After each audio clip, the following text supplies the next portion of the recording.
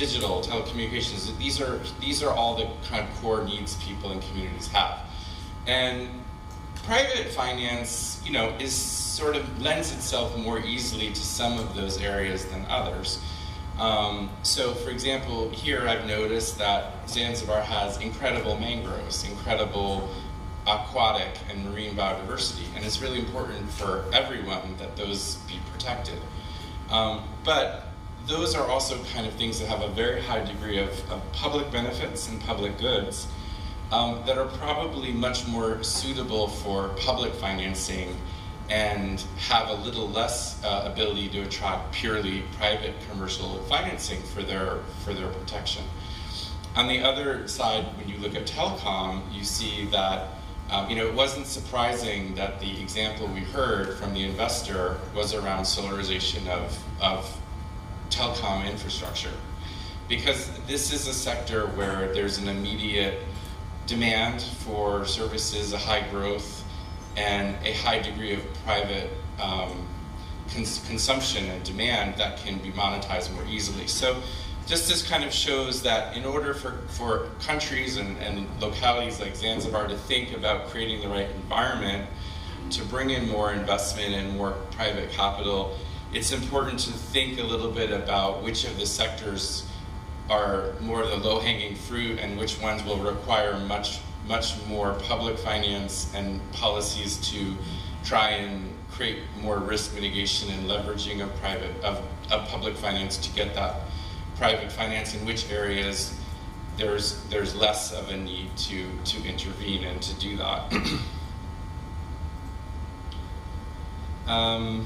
And then this, I think is just another chart that shows, this is from DESA's work. We have annually a publicly available, which you can Google or go on the UN DESA website, the Financing for Sustainable Development Report. This is kind of the UN's major report on financing issues. So not just the UN, but the World Bank and IMF and many different agencies get involved in the data analysis for this report. And it shows that over time, there has been a really strong growth in investment capital flows that are focused on impact and sustainability over time. And they're categorized in kind of different ways, similar to how Alex's chart showed that there are sort of different categories, like some entities are focused on ESG, which is a little bit more about negative screening. You're trying to look at investments that do no harm and don't have any kind of negative impact.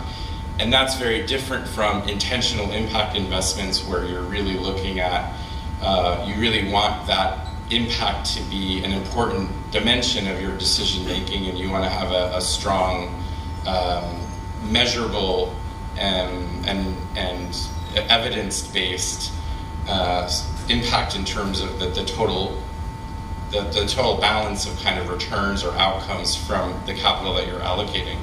So you see that there has been a little bit of changes over time. Like, for example, in the last year or so, we've seen a little bit of a retrenchment from what's called ESG investment.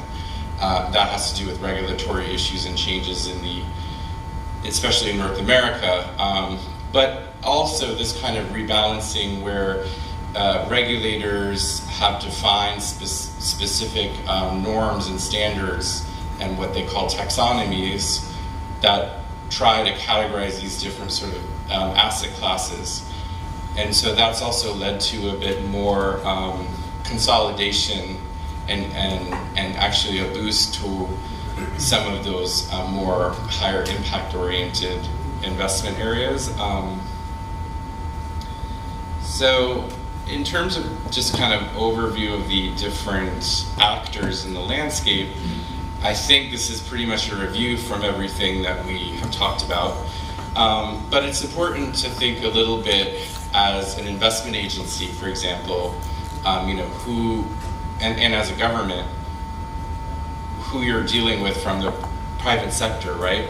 And so, obviously, like an individual investor or family office, for example, they are much more flexible in what they can allocate their capital towards, and they have been increasingly participating in crowdfunding platforms and or making investments in impact funds, they want to be they want to also be more directly involved in their investments. They're not so much as passive investors, whereas many kind of institutional investors are fairly passive investors to the extent that they sit on very large pools of capital, and they will then make investments into funds or other structures that they have confidence in, and then they will kind of stay fairly out of decision making of individual allocation of project investments.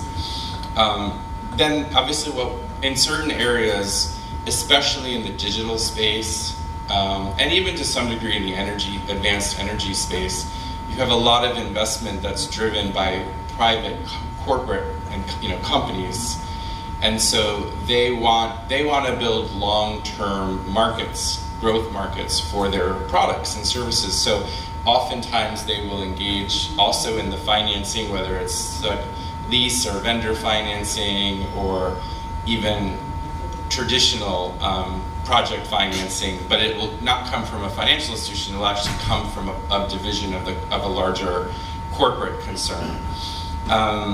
And then we've also talked about the bond markets and capital markets, and this is something that is very relevant probably for entities to think about, particularly we've heard that the Tanzanian banks that are here have used this. This could be also relevant maybe for very large corporates that are local to consider accessing the capital markets. There's a lot involved in it, but on the other hand, it's a very good, predictable source of funding because there's a high degree of confidence and transparency around it. You have to do a lot of reporting and disclosures in the market. There's a high degree of regulation, so there's a high degree of confidence by investors in those products. And as a result, the cost of capital is relatively cheap compared to some of the other options.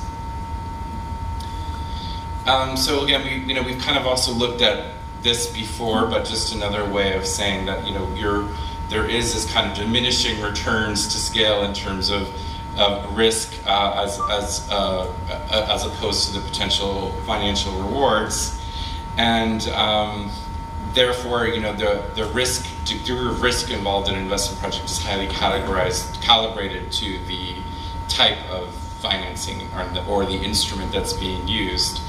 And so, this is why when you're designing your project or when you're working on negotiations around financing, it's important to think a little bit about what is the appropriate risk, how would you categorize the risk of the project and the return as compared to benchmarks that exist. So for example, there are databases, or the local banks can also help you, as we've said, to give you a sense of what a reasonable benchmark is for a rate of return for the kind of project you're trying to do. So for example, if you're a company that wants to supply,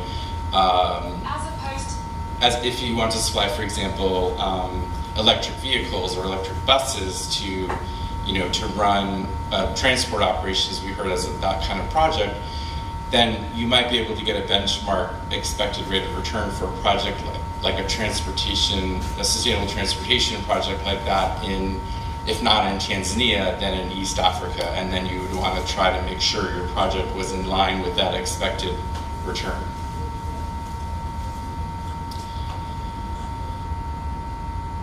And so, another way of looking at this same thing is that you could say that from a very high level, there are kind of three main buckets of these kind of investments. And, the first and by far the biggest bucket are market rate traditional investments.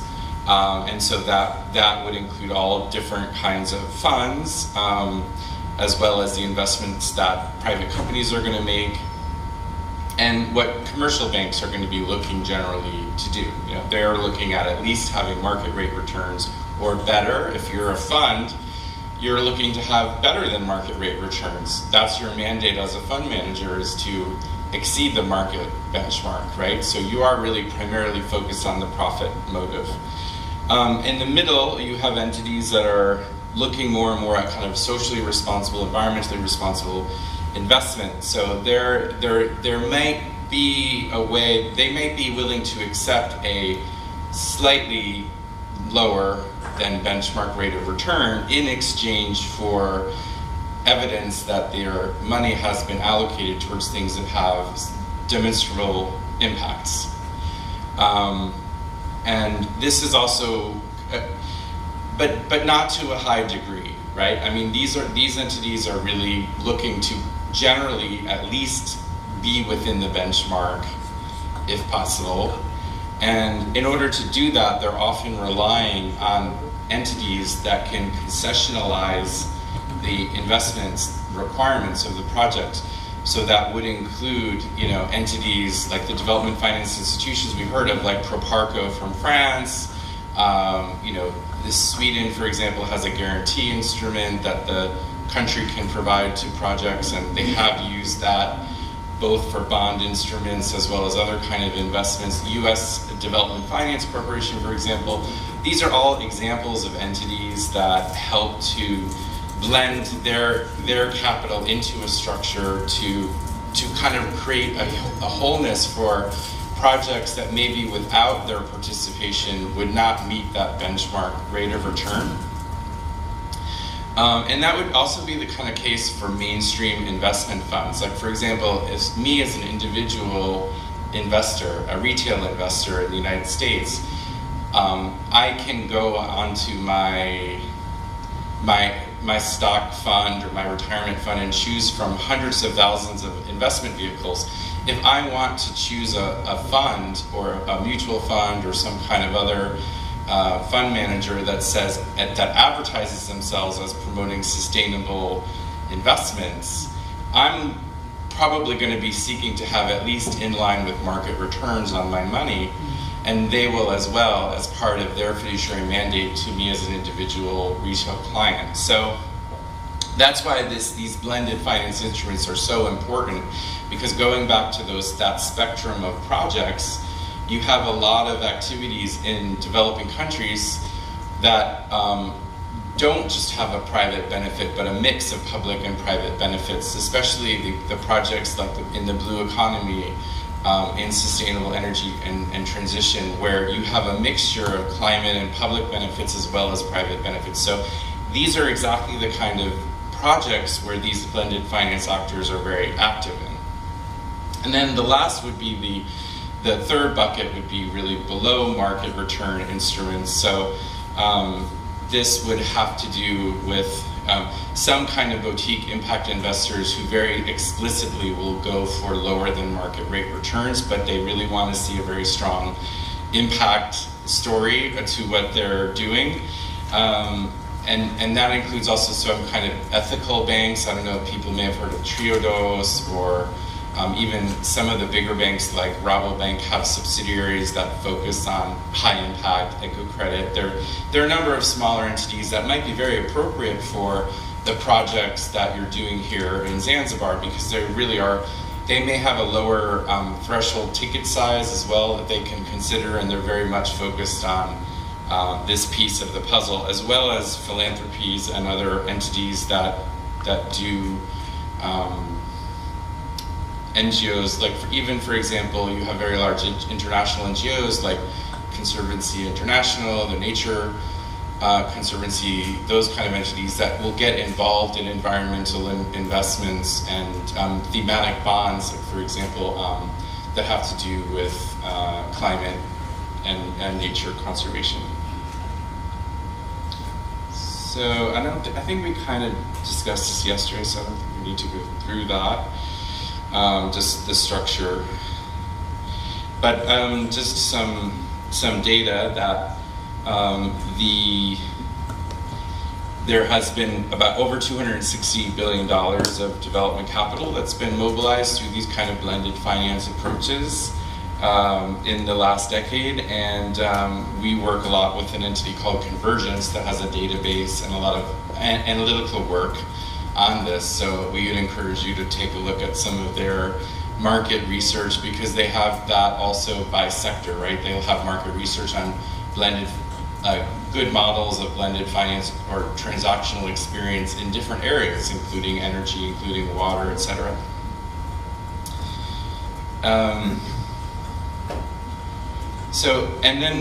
Then when we talk about blended finance, it's not really monolithic, right? There are these different ways in which those entities are adopting the approach of blended finance to make deals happen. So probably the most significant are direct investments in companies. So that's, many of these entities actually have the ability to provide equity financing to local companies, where they also have look at their, like for example, as part of their annual reports, they might really highly scrutinize their sustainability impact reports to look at and be confident that those entities are responsible actors and are, if they make an equity investment in those firms, they're not only going to make money, but they're also going to be promoting overall social development. Then there are guarantees, as we mentioned. That's another very significant piece of that. And the other thing would be the kind of clubbed or syndicated loans. So for example, some of those, especially European development finance institutions, and even like the European Investment Bank or some of the EBRD, some of the very large ones, one of their kind of preferred approaches would be to work with a local bank in a syndicated way, so that maybe they will in the credit structure, they will be the first one to take a loss in the event of a default, and then it would go to the local commercial bank, who would have more protection. But that's another way to provide a little bit more comfort to the overall financing structuring of the project. Those would be, so those kind of direct syndicated loans, guarantees, and direct investments, that's probably about the majority of how blended finance transactions are working, and this one shows the evolution, this chart shows the evolution over time. So this is another way, of looking at it. And going back also to the UN's role, I mentioned yesterday, we work in the Secretariat DESA, we work as the Secretariat for the Financing for Development process. There were many different recommendations and policy actions that came out of the Sevilla Agreement last year in Spain. And a lot of them actually really directly focus on how to encourage these development finance institutions to unlock more private capital through more strategic use of these guarantee products, and thinking a little bit about the ways in which they can have less investment on their balance sheet and more originating projects that they can then distribute to other types of investors. So kind of thinking about changing their business model. And we also talked yesterday about the bonds, so I don't know that we need to go into this more because we did look at this already. But this also just shows that increasingly we have seen, it used to be kind of that green bonds were the main sort of flavor of the month and everybody was doing green bonds, but now we kind of have seen this evolution where there's been a lot of other kinds of thematic bonds, social bonds, governance bonds, blue bonds, transition bonds. So you're seeing a lot more diversification around this, but one thing to note is that each of those different types of bond structures has their own kind of standards and requirements to fulfill. So that's why it is something that requires a kind of transaction advisor to help navigate that process, although there are some NGOs and think tanks that will help you do that as well, potentially more on a pro bono basis, and there are like a number of consortium that have been created, particularly in the natural capital and blue economy area, to help you think through whether you might be able to do that.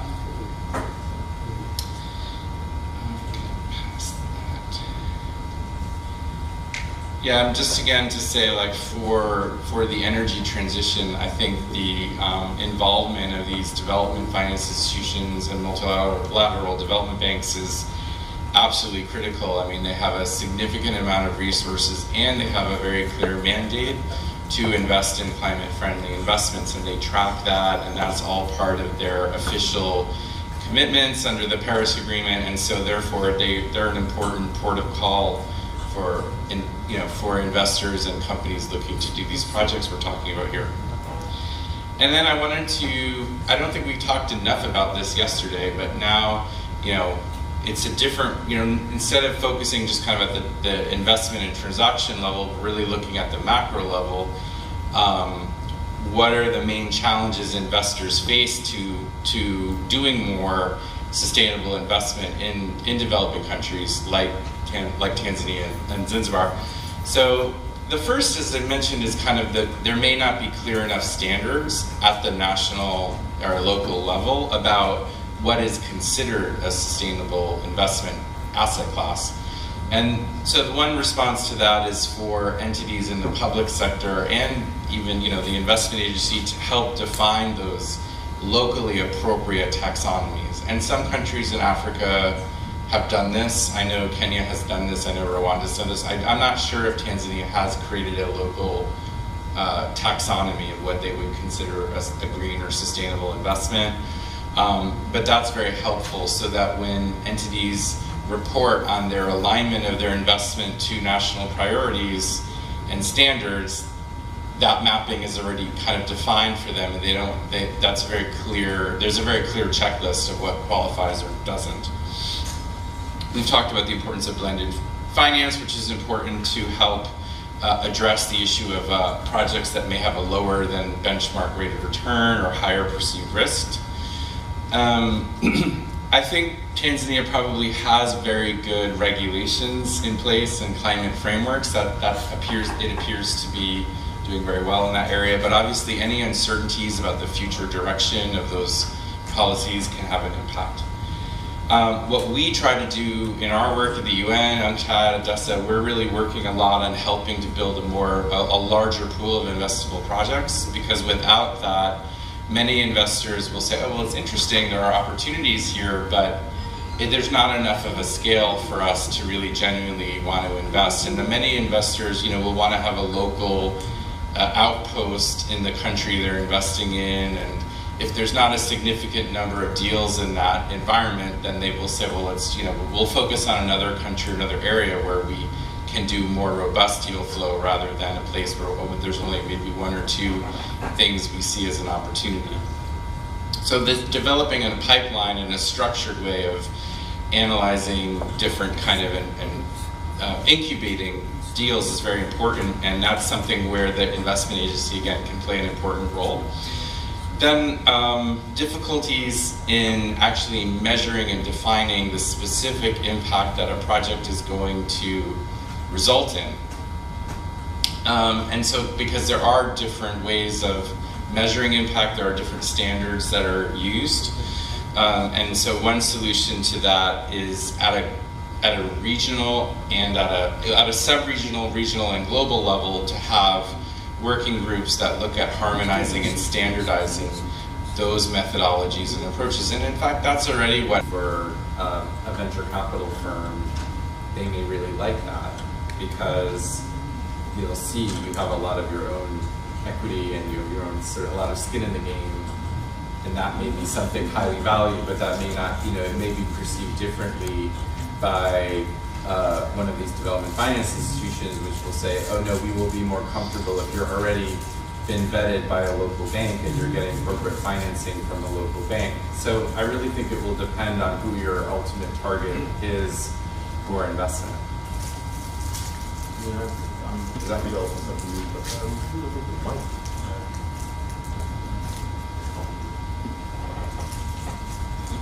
I think you're asking what are the benefits and reasons for funding a project yourself? Yeah, pros and cons. Yeah. Because a lot of people make that mistake not knowing the danger of self-funding may be good to a certain point, but it still have a lot of well, this is like the project financing helps protect you, your personal assets if something goes pear-shaped, but I mean, sure you're not. I mean, from my personal perspective is that people self-fund because of speed or control control or they can't get bank financing, right? You know, if speed is that important, sure. If control is that important, sure. But you know, as I mentioned earlier, I would generally advocate trying to get bank financing, even if it takes a bit longer and takes you know, it requires a bit more cost, because you know, the best money to get for your project is other people's money, right? Yes. Yeah, so you can do more projects. So you can do more projects, but also, as I mentioned earlier, a serious point is the discipline of getting other people's money in particular the discipline of getting banks' money in. Because as you've heard over the last few days, the banking colleagues we've got here, they've taken a very thorough and serious approach to doing their due diligence.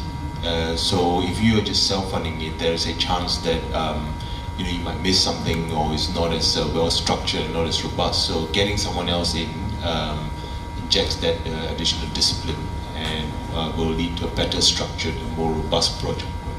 But there's a cost to it, as there always is. So that's the balance you need to weigh up.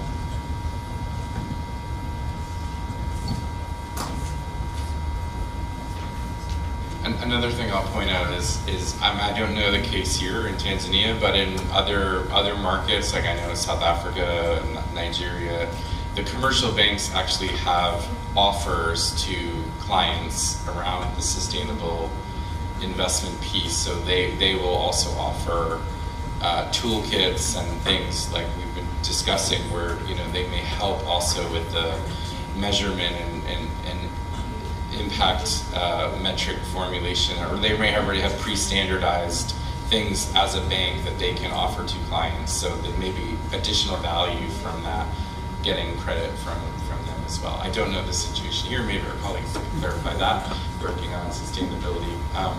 But anyway, let's first turn over to Niccolo, who will go through the few slides on the fair. You need to control the slides. Thanks, Glenn. Good morning, everyone. It's a pleasure to be back to the second workshop. Yes, I will now briefly introduce the SDG Investment Fair as one practical response to these challenges. So the fair is a solution-oriented UN platform that fosters partnership building, pro-learning, and also capacity building in order to help close the SDG investment gap. Its core aim is to connect developing countries with a growing pool of capital providers that are actively looking for sustainable and investment-ready projects. In this arena, in the fair, countries can showcase concrete SDG projects. They can learn from innovative financial models that have worked elsewhere in the world and understand how to make their own projects more bankable and scalable. UNDESA leads this initiative because it can provide a neutral and transparent UN platform that gives equal visibility to all participating countries. And that also brings technical expertise, a strong SDG focus, and global networks to support both investment readiness and SDG alignment. Between 2023 and 2025, 32 countries have participated in the platform. 14 countries have benefited from capacity building workshops, and national authorities in 5 countries have been trained on this terrorist diagnostic tool. Next slide, please. So the fair does not only organize an event, it also offers a tailored support along the whole project preparation journey. We work with countries and projects at different levels of readiness and help them move to the next stage. In the ideation phase, our team supports capacity building and coaching on investment project preparation and review, and helps raise visibility for both the project and the country. And in the development phase, we work with countries to enhance the investment readiness through the STAIRS tool, project refinement, and we also had countries targeting the right investors. When projects are presentation ready, the fair helps to convene dialogues and investment promotion events to connect projects with investors and other partners and to diversify the investor base. Next, please. The last fair took place from the 21st to the 23rd of April 2026 alongside the ECOSOC Financing for Development Forum in New York. In this edition of the fair, 15 countries actively showcased specific investment projects and portfolios, while 21 countries participated in the fair overall, including through knowledge-sharing clinics and pre-learning activities. And more than half of the countries presenting projects were countries in special circumstances. Actually, around 53% of them were LDCs, SIDS, or LLDCs. Taken together, the projects presented in this edition of the fair represented an approximate cumulative investment volume of $3.3 billion. This edition featured in-person project pitches, one-on-one meetings between countries and investors, and also interactive thematic dialogues on key investment themes. So here we have a diagram, and this diagram summarizes the three main phases of participation. On the left, the pre-fair phase outlines the preparation steps. Countries submit a formal expression of interest, identify viable SDG-aligned projects, and prepare an initial draft presentation. The fair secretariat then collaborates with the country to refine the pitch and the presentation materials. Then DESA and the National Focal Point also conduct outreach to investors and press to support visibility. In the center, the fair phase refers to the week in New York. Designated representative deliver a 15-minute presentation, 15-20-minute presentations, and participate in technical workshops aimed at strengthening capacity on SDG investment and financing. And then on the right, the post-fair phase focuses on follow-up. The designated National Focal Point continues engagement with interested investors in coordination with UN Desk. And as project advances in maturity, countries may return to a future fair or take part in a targeted investor matchmaking side event.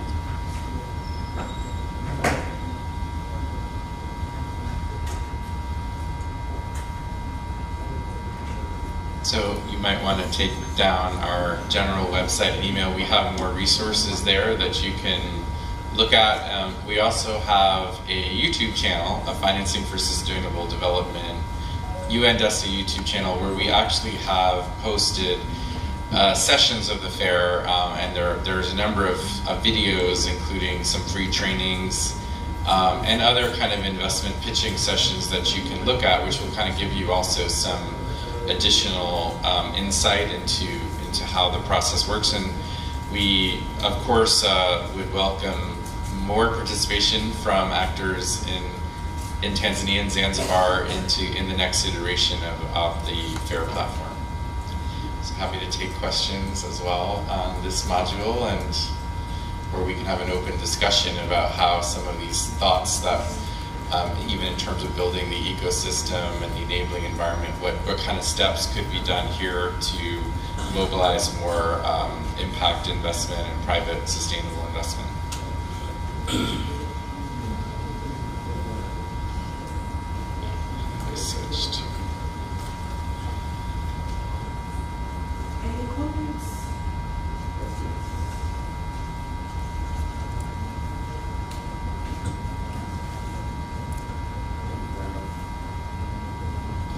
Thank you, Jason. Very insightful. That was Greg. Sorry, Greg. My question is around carbon credits, right? We have seen a big decimation of the value of carbon credits over the years. I recall 5 years ago there was a company called Era Group that's the biggest carbon credits company on the continent. They were doing very big volumes. They actually even sold the company, part of the company, for a very strong valuation in 2019, before we had the crash. And now nobody's really looking a lot towards carbon credits because now the market has changed, right? Where do you see the trends going? Is it going to rebound?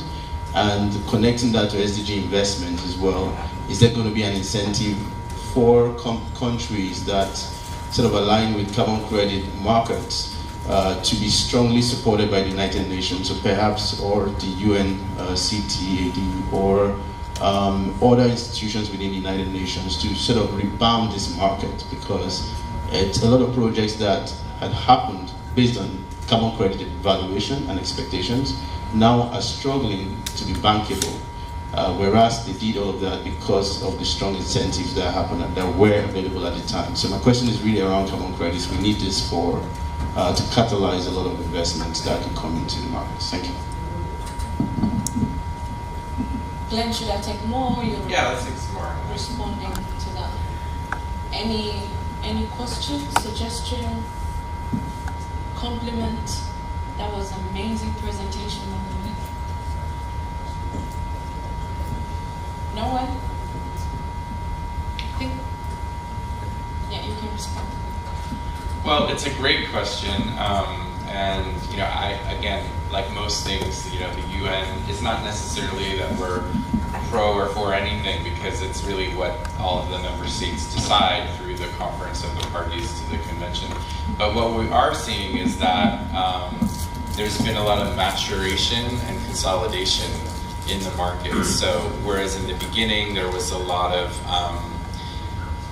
issues around, you know, credible standards for voluntary credits and a huge range of pricing, there's a little bit more of a consolidation around, you know, fewer, more higher credibility standards for carbon credits that are in the voluntary market, and a little bit more of a like a little bit more of a not really consolidation, but like a lesser band of variability in terms of pricing. Generally, you know, I think it's always better to be conservative when doing financial planning around carbon crediting, because of the, you know, most contracts are not fixed prices, they're subject to market price volatility. So usually, like, you know, we'd recommend in your modeling maybe for most projects, you know, having like only between a $5 and $10 pricing per ton of CO2. Yes, there are some standards and some projects that will fetch much higher pricing, but on average, that's, you know, staying conservative. And so then it also becomes an issue of scale, because there's a lot of transaction cost involved. So, you know, unless a project is generating a significant amount of credits, then it won't, like, similar to the bond, it won't justify all of the transaction costs necessarily for that revenue that it would bring in, unless you have a lot of aggregation of smaller projects. And the other thing is that there has been a lot of evolution in the past year with what's called the Article 6 mechanisms, and that is really functioning a little bit differently than the pure market economy that had been the focus of the, you know, the voluntary market. So this is where the countries themselves are making structures and agreements to mobilize bilateral funding that then is used to finance a number of different initiatives. And there's a much higher degree of government control over the approval and the regulation and the registration of those projects. So I think that's also happening here in Tanzania with the regulations and the institutional structure. So that doesn't necessarily mean that there can't be revenue and financing coming in from carbon. It's just not going to happen through those direct market instruments. It will be coming through different platforms that are set up nationally or locally, and that provide a facility or some kind of grant financing for undertaking those projects, probably in a way much more similar to how bond structures will work, because it's almost like use of proceeds. They'll be taking money from a bilateral agreement and channeling that into specific projects that will qualify for the Article 6 mechanisms in between the countries that have the bilateral agreement. One of the main sticking points has been the adjustments, right? So it's really a lot about the accounting. The sticking point has been, you know, making sure that there are these, that the countries that are financing the mitigation projects are able to get credit, and that the credit is being reflected in their national registry. So there have to be corresponding emission adjustments here, and so that requires a lot of auditing and accounting infrastructure to be put into place, and that has been a bit of a sticking point to more of those agreements and things moving further and faster. But I do think Tanzania seems to be fairly advanced in this, but I'm not 100% clear of all the details, but I get the impression that it's moved pretty far. Thank you so much. It's moved very far, yeah. Thank you so much, Glenn. I have a question regarding SDG investment fair. Is it open for everyone to attend, and is it necessary that you have the deals that you're going to present there, or you can participate as a participant to get to learn and understand? That's one question. The second one is particularly on SDG investment fair. If you look into the project inherently in Zanzibar, one of the aspects that we look into is environmental protection.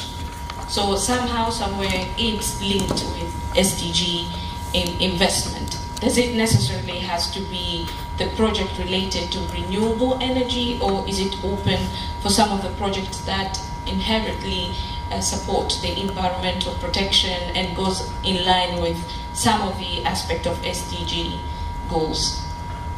Okay. Thanks. Nicola, you want to take any of this? Yes, sure. Regarding the participation, yes, I mean the fair is open to any country that wants also to attend, to listen, in order to be maybe better prepared for a future project presentation.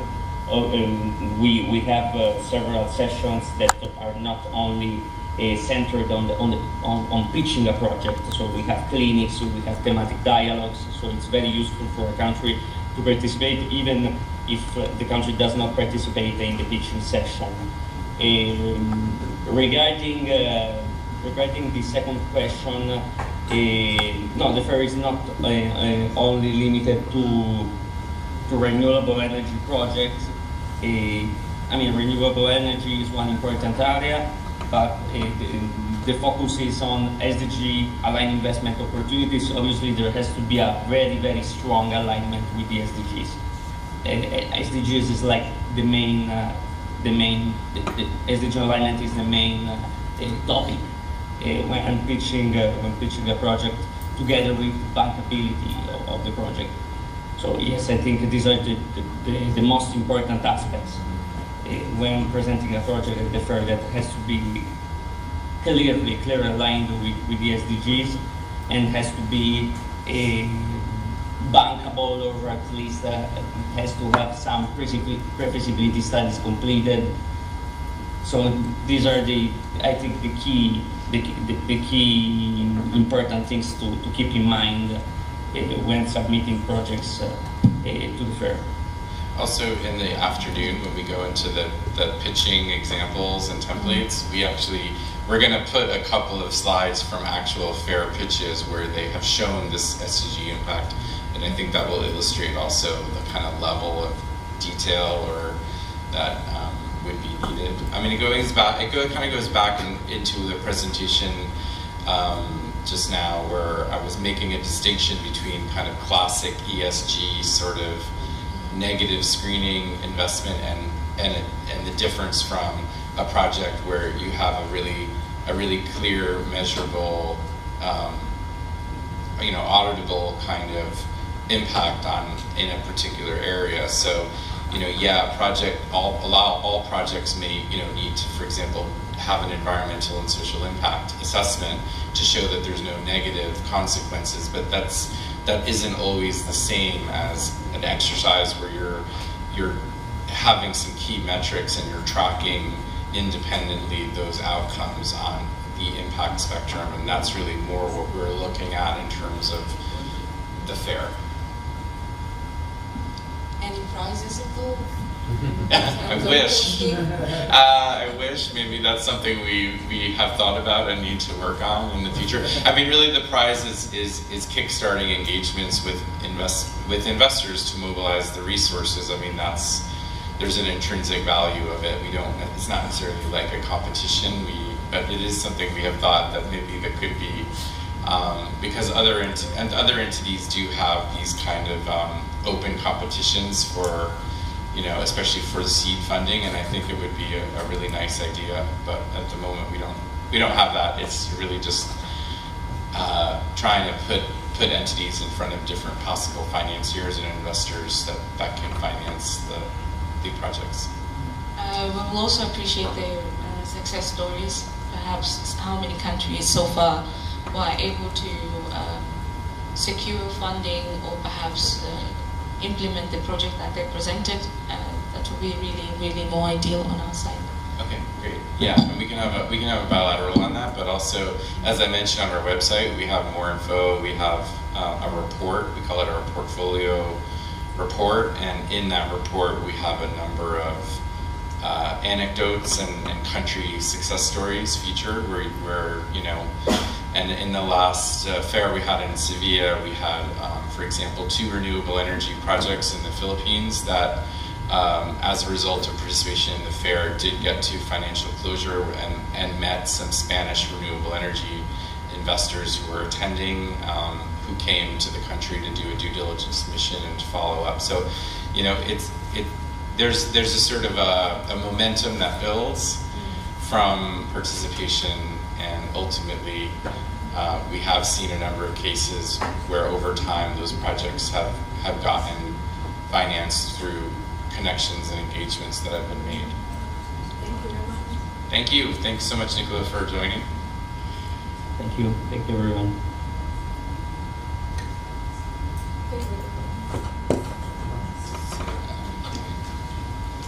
As we're going for lunch, so I'll take right. What? What do you think? No, we keep it open, actually, but that's fine. Yeah, so thank you very much. We're going to go ahead and have our networking lunch, and so the vouchers can be distributed. Enjoy the lunch, and I guess we'll try to come back 1:15.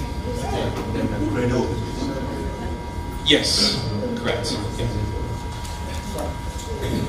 Environment. We want to see projects succeed here in Zanzibar, and so if you're from a bank or if you are from Ministry of Finance or from other departments of the government or other entities, and you have a perspective that gives you insights that can help them succeed, we look forward to getting your feedback after the presentation. But I'm excited now to hand it over to the Credo team and look forward to hearing the presentation. Let's give them an applause for doing this.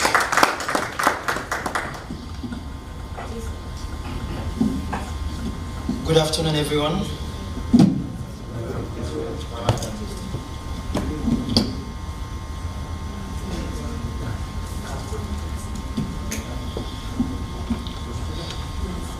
Good afternoon, guests, partners, representative of the government as well as the international community. My name is Credo Amosovic, the Chairman and CEO of Credo Energy Group. Today I'm here to present to you an integrated vision of sustainability, infrastructure development across Africa, focus on renewable energy, smart utility, and industrial transformation. Our approach is very simple. We build scalable, bankable, and impactful solutions that directly address energy access, water management, and economic growth. I look forward to sharing how Credo Energy is turning this vision into reality through investable projects across the region. Thank you. Credo Energy Group is a conglomerate of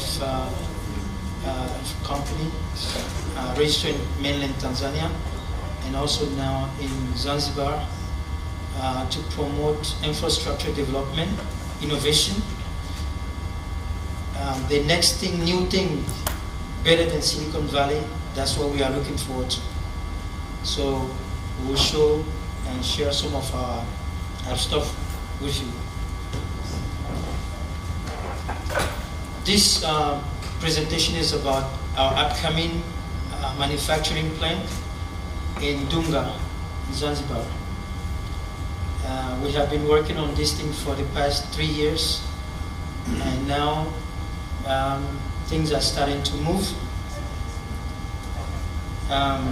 The manufacturing plant, as you can see, will be the Zanzibar Smart Infrastructure and Manufacturing Plant. We will manufacture and assemble our first 450,000 smart prepaid solar with battery water meters here in Zanzibar.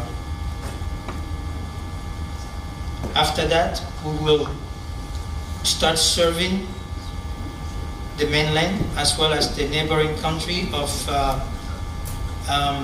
ESC as well as SADC. We are looking at about $110 million US investment. Let me go to the next slide. Why Zanzibar? Zanzibar itself is a brand. Anywhere you go in Africa, you hear the name Zanzibar is a brand. So we picked Zanzibar not just because of the name, but it has a very strategic location. We can look at Zanzibar and think as the new Singapore on the Indian Ocean. So it has a very strategic location. East African, Ocean Indian, gateway to maritime trade routes,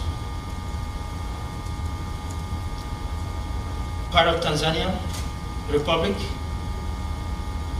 And we think that by doing this here, we'll build an energy and infrastructure opportunity, not just for Zanzibar, but all across the region, and expand into the whole continent. Economic overview. The GDP growth driven by tourism, trade, and agriculture is fast growing. There is an increase in urbanization and infrastructure demand. The investment climate in Zanzibar is very fertile.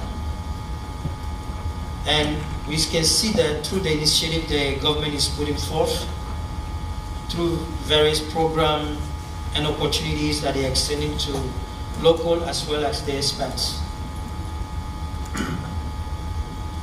Demographic, about 1.8+ million population. Growth rate, approximately 3.7% annually. Rapid population increase, and the demand is in electricity, water distribution. The rising pressure is urban infrastructure, public utility system, where we come in, and there's a high demand in urban areas as well as tourism zone.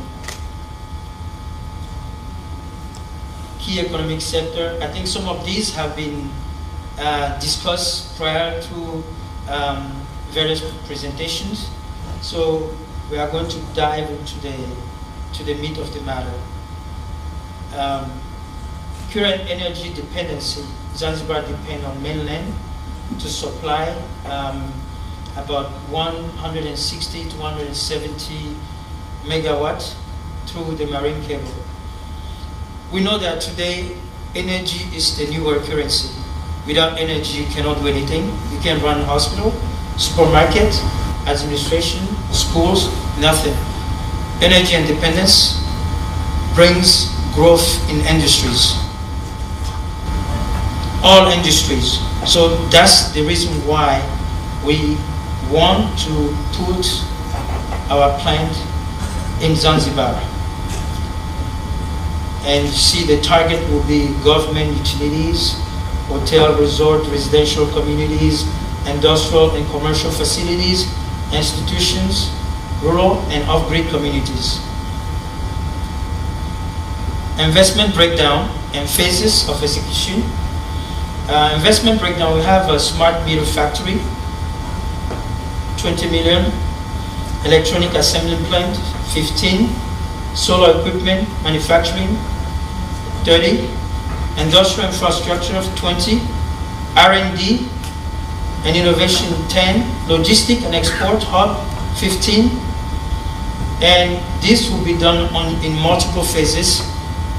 Phase 1, we will put the assembly plant in place for the smart metering, which come with the water meter, prepaid electricity meter, and quality control distribution. Not just those two products, but we also have solar street light, solar air conditioners, solar tower lights, solar benches.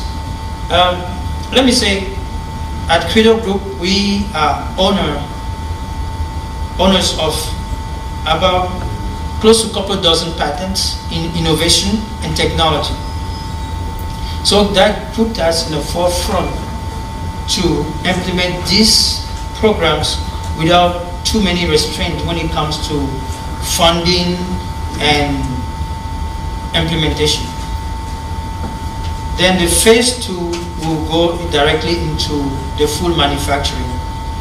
And we are grateful to have the full support of the Ministry of Water, Energy and Minerals, as well as Ministry of Investment. And also we are grateful for ZIPA for the great support.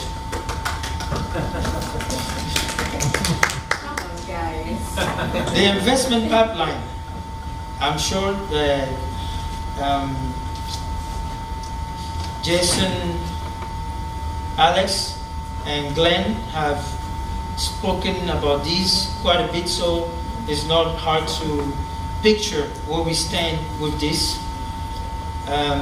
Assembly plant setup, as you can see, we will scale production and integrate key components, and we are looking forward to full-scale production within 3 years to achieve full operational capacity and distribution. So the plant is going to look like so. The yellow is the energy manufacturing. Orange, smart metering factories, logistic and export hub. And the blue will be the research facility, R&D, smart utility training institute, and electronic manufacturing. Also, this will help Zanzibar's effort in decarbonization and energy transition targets. Going green also give carbon credits back to the government and give many opportunities to the local population as well. And there we talk about job creations, which will lead, we are looking at, after full implementation within 3 years, we are looking at 1,200 jobs, from manufacturing to installation, maintenance, and all. So the business model and strategic value, revenue stream will be equipment sales and products such as the smart water meters, electricity meters. There's a lot of product that we'll share with you, and we'll be glad to share this slide with anybody that needs it in the end. And the impact is very important. The impact will be job creation, local capacity development. We reduce energy independence, energy dependency, policy backed and driven by driven market. So basically, when we get to full implementation, that means we have 1,200 jobs created. We have energy independence. That means now Zanzibar can in turn sell energy to mainland, Comoros, their neighbors as they wish. Key challenges to scale. Long investment horizons. I'm sure we have heard a lot about this earlier. Sustaining partner commitment over extended return cycle. High R&D intensity, continuous testing. Basically, that's what I was talking about earlier when I asked the question of being self-funded. Because everything that we have done at Trader Energies to date, we have self-funded all of our stuff. In the exception of a couple things that we have with CRDB. Because as an inventor, inventors are not patient people. Inventors, scientists, mathematicians, physicists, they are not patient. We want to see the result now. 1 + 1 have to show 2. If it doesn't add up, it doesn't compute. So we don't like to wait. And if it can be done now, let's do it now. So the challenge was in R&D. For example, the electricity meters, I believe it failed about 12, 13 times before it became real. The water meters, thank God I did only 2 trials to get to full workable product. And so there's many examples. When people ask how were you able to achieve this, they don't ask how many times have you failed before you brought it to life. And I can tell you the many times that I've failed, I wrote it all down. This at least 38 times. At least 38 times I've failed at, a lot of things that I want to do, but I never stopped. And finally, we made it happen. Capital constraint, ongoing reliance on internal funding during early phases. Because when you are in the early phases, most people, I believe Jason was talking about this yesterday, no, Alex, most people don't want to give you money because your product is new, you don't have a proven track record yet. So it took us sometimes to prove ourselves that, yeah, the product is here. Even through patent procedure, I have to go and pretty much defend my patent. The question is, what makes you different? Prove that you have not copied anything from the existing product. So you have to prove that. So, and execution risk, local market, selecting stable, scalable, and policy-aligned environment, which is Zanzibar. That's why we are here. Because the government is implementing policies that open doors for businesses such as ours, not only to contribute to the development, SDGD programs, but as well as market growth that benefit both parties.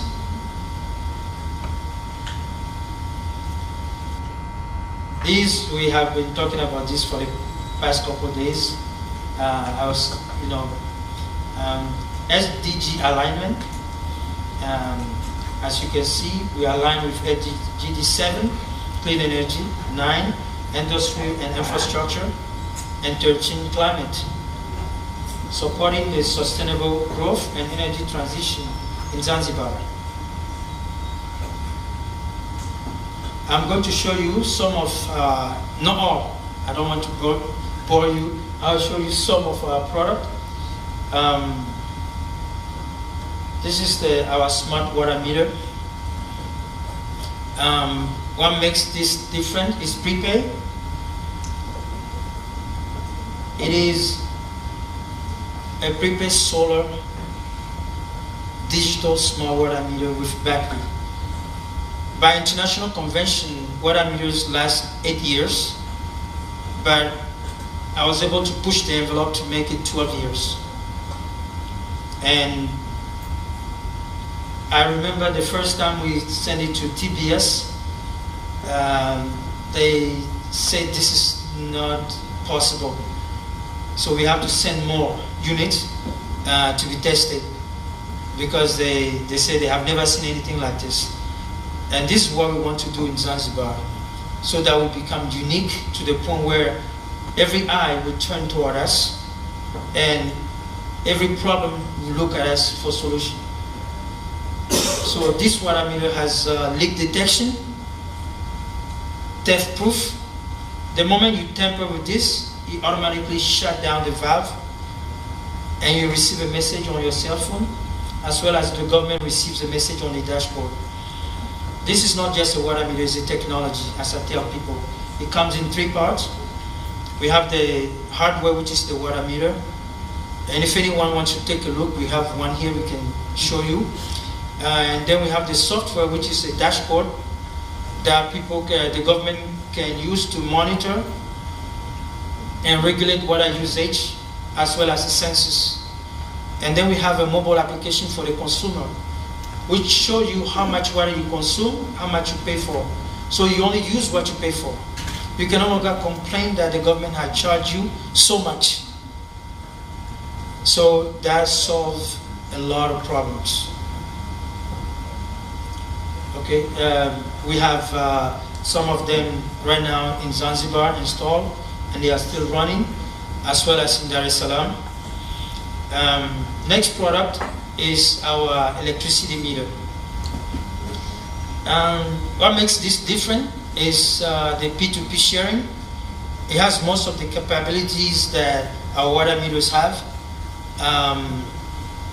For example, Alex is telling Jason that he ran out of electricity units. Jason will tell him to send his serial number, and through the mobile application, Jason can allocate some of his existing units to Alex. P2P sharing. So this is what we are bringing to make life easier for some people when they fall on hard time. And also, there was a requirement from the Ministry of Water that, let me dial back, if someone's unit runs out at night, how can we alleviate that until next morning? So when your water meter unit runs out, you still have about 20 liters available to use until next morning. So if it runs out at night, of course the hardware detects that itself, and you have 20 liters until next morning to buy more units. So that's what we are bringing, where this is token free, as well as the water meter. The electricity meter is token free. The moment you press buy, you push buy on your phone, the unit goes immediately onto the meter. So it's also solar supported with integrated lithium-ion batteries. And we are looking forward to integrate LP batteries as well. When I started, I've used NIM batteries. However, the efficiency difference is causing us to shift a little bit. Next product is the solar air conditioners. This idea came to me about 4 years ago. I was in Dar es Salaam, and the electricity went out, and I made a big mistake. I opened the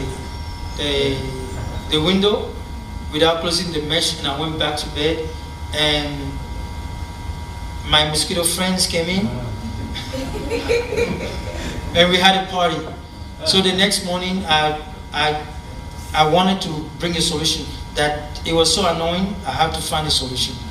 So I worked on it for about 1.5 years, and we made it, and fully patented, own it 100%. So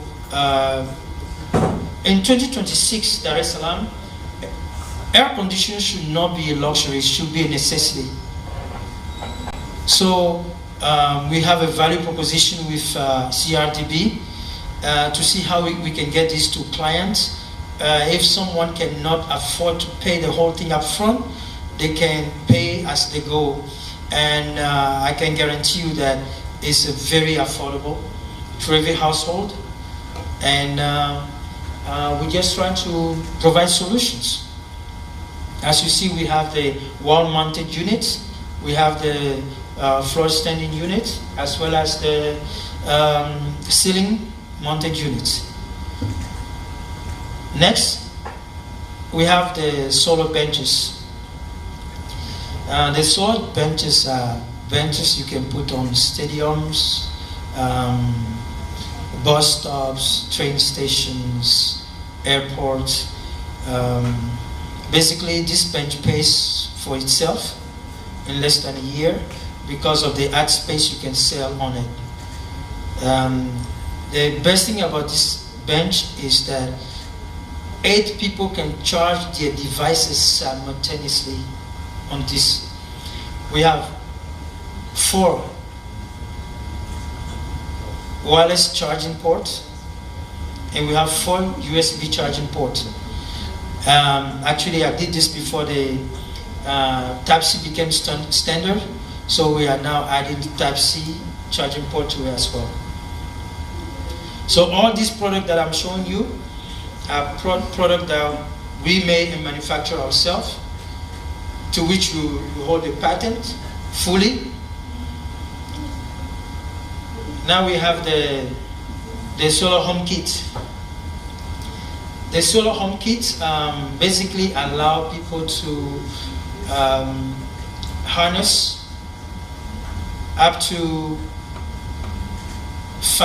between 1 to 10 kVA of electricity, depending on the size of the house. So you can completely fall off grid, or you can do a hybrid energy in your house. Then we have a small portable generator that you can take to the picnic side, to the field, or wherever you are. You can keep in your car as you are going to keep some energy with you. Next product is the solar tree. I came up with the solar tree first in 2017, and the solar tree allows you to harness clean water from the moisture from the air. It has a light. It produces light at night. It is also a charging station. As you can see, this is the first model. This is the most updated version. You didn't put the real picture for this one. That's the most updated version. So just to make life much more easy, this can be in your garden, can be at public places. People can stop and charge their devices as they are going. And it also has speakers for public service announcements. Next product, somebody was speaking about this yesterday. I believe it was John, when Mr. John was speaking about it. Oftentimes when we look at solar energy, solar plants, we look at things that are fixed, but we have natural disasters in places where people need immediate power. We were able to help in Puerto Rico after Hurricane Maria. My company was the only small business at the time to go with the US government, the Army Corps of Engineers, to Puerto Rico, where we provided temporary and permanent power in San Juan, Bayamon, and Colibra.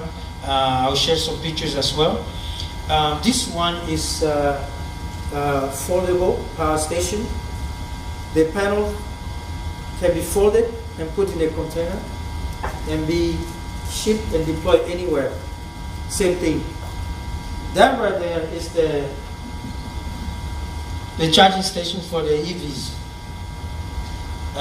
We have introduced this to Dubai last year, and hopefully things can go back to normal, so we can see where that is going.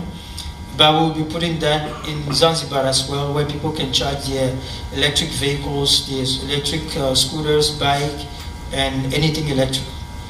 And also we do have portable charging for EVs, which you can keep in your car as a backup when the cars run out of juice, or if somebody run out of juice, they can call, like roadside service. So we'll share that as well. Next is the, yes sir. I have a question for the previous slide.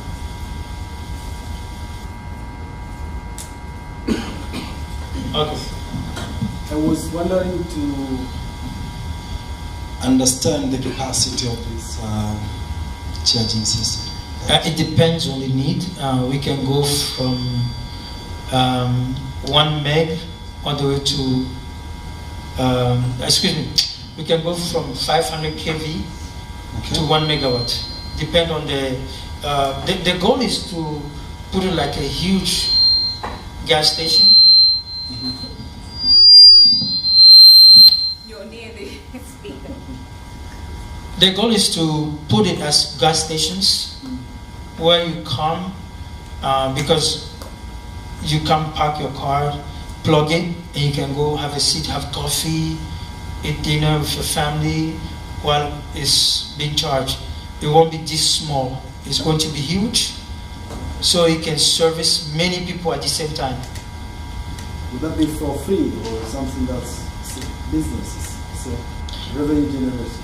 Well, we are in talk with, I believe it's 5 or 6 electric vehicle, five electric vehicle manufacturers in China right now. So people can subscribe. If you have their brand, then you can charge for free. But if you have another brand, it's like somebody having a Toyota and somebody having a Ford. So if you have their brand, you charge for free. But it's going to also be affordable, because everything that I have the privilege to invent, I always make sure that it is affordable. Thank you. Okay, now we have the BESS, battery energy storage system, that people can put in their homes, their offices, their stores. If you are using solar energy, that helps you to save some juice for yourself. And as I heard that there is net metering coming to Zanzibar, so that's also for you to make some money. You get it back into the grid and make money from the government. So this is also goes hand in hand with the solar home kits that people use for their homes. Next is the spherical solar panel. I remember when I talked about this the first time, my team told me that it's impossible. There's no such thing.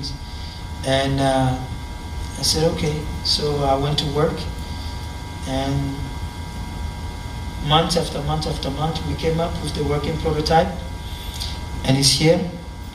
This can be in your garden, rooftop. It's to save space, because right now we can talk about efficiency up to between 32 and 35% on solar panels. I would say about 10 years ago, the size of panel that, let's say you take the size of this table, now you probably need half of it for the same array captures. So there's improvement in efficiency. And what I'm doing with this also is to implement perovskite. So with perovskite implementation, I can drive the efficiencies up to 82 or 90%. So we are still working on that because perovskite have a tendency of not staying too long. Life too long, it dies very fast. So it will bring your efficiency back low. So right now we have panels that can last about 30 to 35 years. So the goal is to extend that, not only to extend it, but to keep the efficiency at a very high level. of capture. So this is one of my I don't know, my baby's years. Because when they say I couldn't make it, and it was a big challenge. It was a very big challenge. And it came, this is not the original form, this is like the fourth version. Hold on. Okay, yeah, I'll share with you. Yes. Okay, now, these are the Credo smart homes, solar. When you look at every building, you see 90-degree angle. 90-degree angles. So air circulation also is not efficient.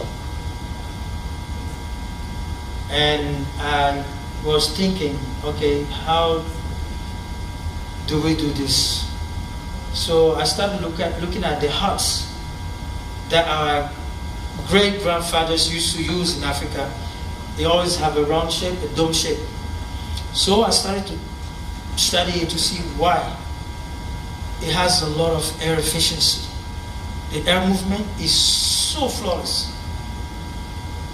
So I said, okay, how can we do it? So we start, and we wanted to do something that is unconventional. So we came up with these, and they are made out of carbon fiber, polymer, and composite. So it can last about 99 years, let's just say 100 years, waterproof, fireproof. So these we can build as a single unit or combine them as a full building. So like I say, we're not going to bore you too much because I have solar tower lights. I have many other products, solar tower lights. The idea came to me when I was in the army. When we deploy, we go to different bases, and at night you have the tower light with the arm raised, but it makes a lot of noise. You go to concert, ball games at night, either it's charged with by electricity on a generator, or it has a diesel generator inside. So it makes a lot of noise. So I thought about, okay, how can I improve this? And that one I did while I was still in the army. So I went and developed one that is fully solar, completely silent. I don't know why it's not here. But I'll share some stuff with anyone that is interested. We'll share with you. I believe we are here to network and see how we can help each other grow. Yeah, so we did that. I started with Suna Design in France in my solar business, and I was able to supply the US government with Maxi 4, Maxi Quattro, about 4 different models. And I brought Suna Design to the US, and now they have been bought a company in Mexico that they are using. And so we were able to introduce the solar to the government in that sense. We have a master service agreement with Louis Berger, now WSP, which follow us wherever we go as one of the elements in our toolbox, vice versa. And we are strategic partners to Huawei, Sany, and Hunan Construction. Right now we do have a 100 megawatt commitment with TANESCO in scalable to 250 in Arusha. We have the same in Shinyanga and Dodoma, and we are in negotiation with Geita Mine also for 50 megawatts. So we do keep ourselves quite busy, and the goal is to maximize our capabilities and help the best way we can. So now I'll turn over to you guys for questions.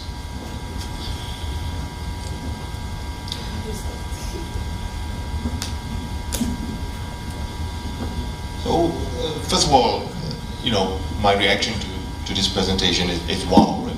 Really, really, amazing presentation, and I think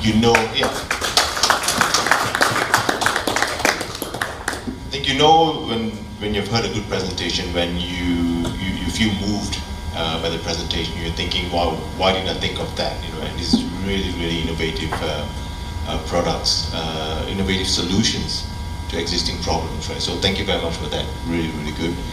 I'll just share what I liked about it and what was coming to my mind on some areas. Firstly, in terms of style, and I'm just saying this because after this we'll go into the next presentation on pitching and presentation styles. I like the style very much. A lot of photos, very few words. You see too many presentations with too many words and not enough photos, right? Because a picture says 1,000 words, as they say. So very, very good. I also like the fact that you started out with a discussion around Zanzibar, the macroeconomics, the demographics, which is going to be very, very important for someone who, if you're pitching to an international investor who hasn't visited here, having that sort of backdrop is going to be very, very important. I also like the fact that you identify the problems you're trying to solve. People always like the fact you're trying to solve problems. So those are some of the things I picked up. Some of the things that were going through my mind is, and again, you remember what we talked about yesterday, putting yourselves in the, trying to take the, too near the speakers? Okay, I'll stand behind a little bit. Trying to put yourself in the shoes of an investor or lender, depending on who you're pitching to. And again, speaking for myself, I think a lot of investors are very impatient people. So they want you to get quickly to the point. What are you asking for, and why should I invest in this? And then they want to have a dialogue after that, right? I think it's not your fault. It's just that investors are normally assholes, right? Yes. So they think they're very impatient people. They say let's get to the point and let's have some Q&A after that.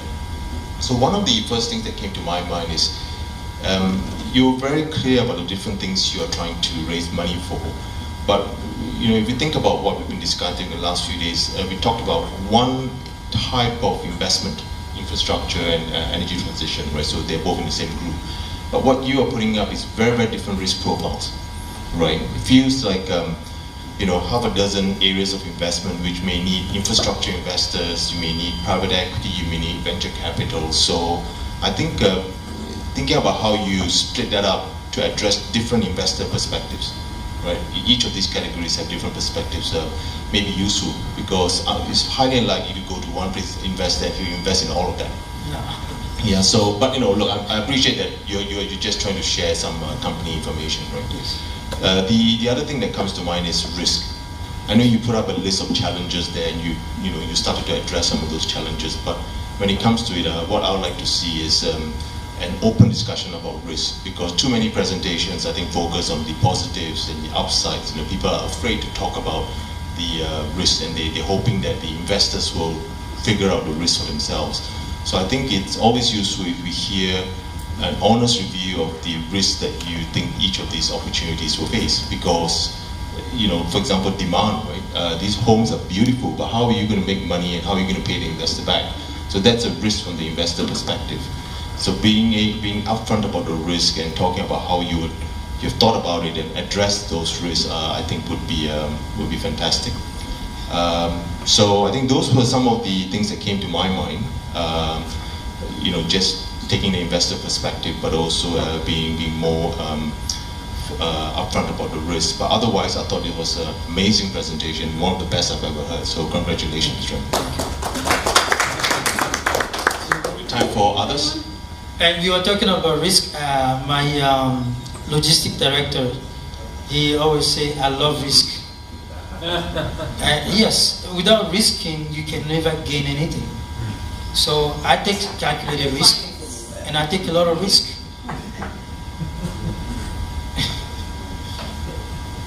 Yes, sir. Yeah, thank you very much, Credo, for the great presentation. Actually, you spoke about, smart meters, smart AC, smart homes, and actually you did a smart presentation, so thank you for that. Yeah, so I was, impressed to hear about the technology in terms of reducing, the size of the solar panels. Because I was preparing to ask a question. If I recall the history of computer, from those days of mainframe to today's of laptops, so I was, eager to understand whether there is any initiative in terms of, ensuring we have a smaller panels, but able to produce, a significant energy required. But I'm glad you've touched base on that area as well, so thank you for that. My pleasure. Anyone else? Suggestion? Then I'll find out. Yeah, I also had similar feedback to Alex. I mean, very impressive. It's like Dyson, Musk, these entrepreneurs do so many different things and really tackle interesting challenges, and seeing the vision that you have behind these things. But like if for an investor or lender, they may wonder what your ask is. How much finance are you seeking? You said you do a lot with your private resources. So kind of how much you're seeking, what type of finance you're seeking, and what you want to use it for. Like what is your go-to-market strategy? I think you mentioned, logistics coordinator.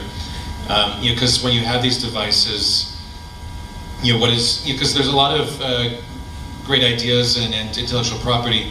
How do you bring it to the market? That's always a challenge for a lot of people. And so, do you have a team that does that? Do you have regional representation or territories that you're focusing on?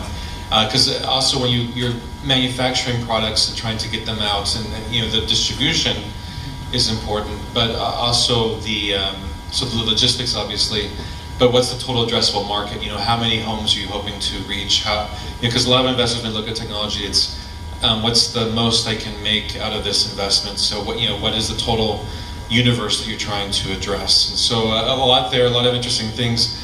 And so if there's kind of a way to focus or kind of guide the viewers so they know ultimately what you're trying to achieve. But I think you hit a lot of those things, so the technology is very, very solid and clear to follow. But kind of going back to what we were discussing yesterday and today about the risk management, these different perspectives. But that was just some reactions. But again, very, very impressive, and I think just like Alex, also eager to learn more about what you're doing.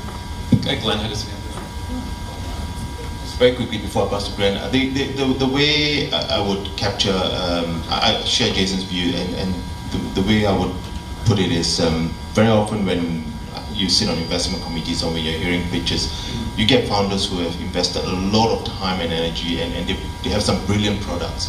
So they get very excited and they spend a lot of time trying to tell you what they want to tell you. Whereas actually what needs to happen is that you need to tell the investor what they need or want to hear. Right? That's the whole point of yesterday's session, where we talk about taking the investor and the lender's perspective. If you're there to ask for money, then you need to tell them what they need or want to hear, rather than what you want to tell them. I think there's been a lot of good feedback, so I won't repeat, but I think we've all seen the Shark Tank TV, right? Yes. So I think an initial hook is better, just in terms of some very compelling, maybe personal anecdote, or illustration from the current, a small business, a small hotel in Zanzibar, and putting yourselves in their shoes and what they're currently facing in the market and what your products can offer as a solution. Some way to start the presentation, really bringing you into the exact customer that you're looking to target for your technologies, and how this is solving its current need that they have. The other thing, I guess going back to the ask part, it sort of struck me that you've done a lot, and that essentially you're looking for kind of growth capital to expand this business.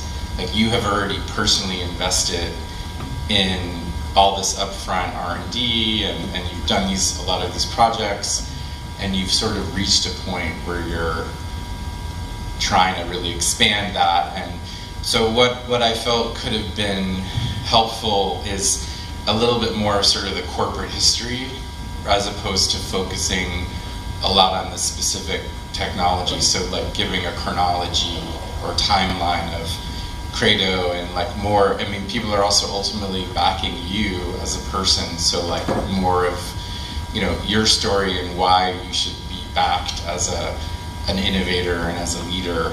I mean, some of that comes out automatically just by virtue of your presentation, but in terms of focusing in like one slide or something on that would have been also useful. And then, you know, like Alex had the picture of the difference between funding a specific project and funding a portfolio of projects. And so maybe a little bit more on a kind of ring-fence structure. Like, is somebody investing in a kind of holding company that, you know, where they're going to be getting an equity share in that, or you're, you know, or is it like you're actually looking for individual project support with these different offerings, and each of them having a very different business model and perhaps a different financing structure associated with each individual kind of sub-project. So I think that maybe could have been a little bit clearer, like in the overall presentation, so that different possible financiers or investors could understand where they might best fit into the vision that you have for growth. Otherwise, excellent stuff. Thank you. Anyone else? Kuna comment yote? I think it's awesome. Well, let me say that, like we were sharing after lunch, some of us have been fortunate enough to get funding early. For example, my solar project in mainland is fully funded. My manufacturing, thank God I'm able to have a sizable inventory on hand as we are working into some government viable contracts. So I don't know how to call it, but for me personally, ownership is very important because it ties into the legacy that I want to leave behind. And also, I would say that as a business owner, solution provider, you have to be very careful in getting partners, because I have had some really bad experience on that as well. And so I'm very, very careful as far as raising capital and getting partnerships.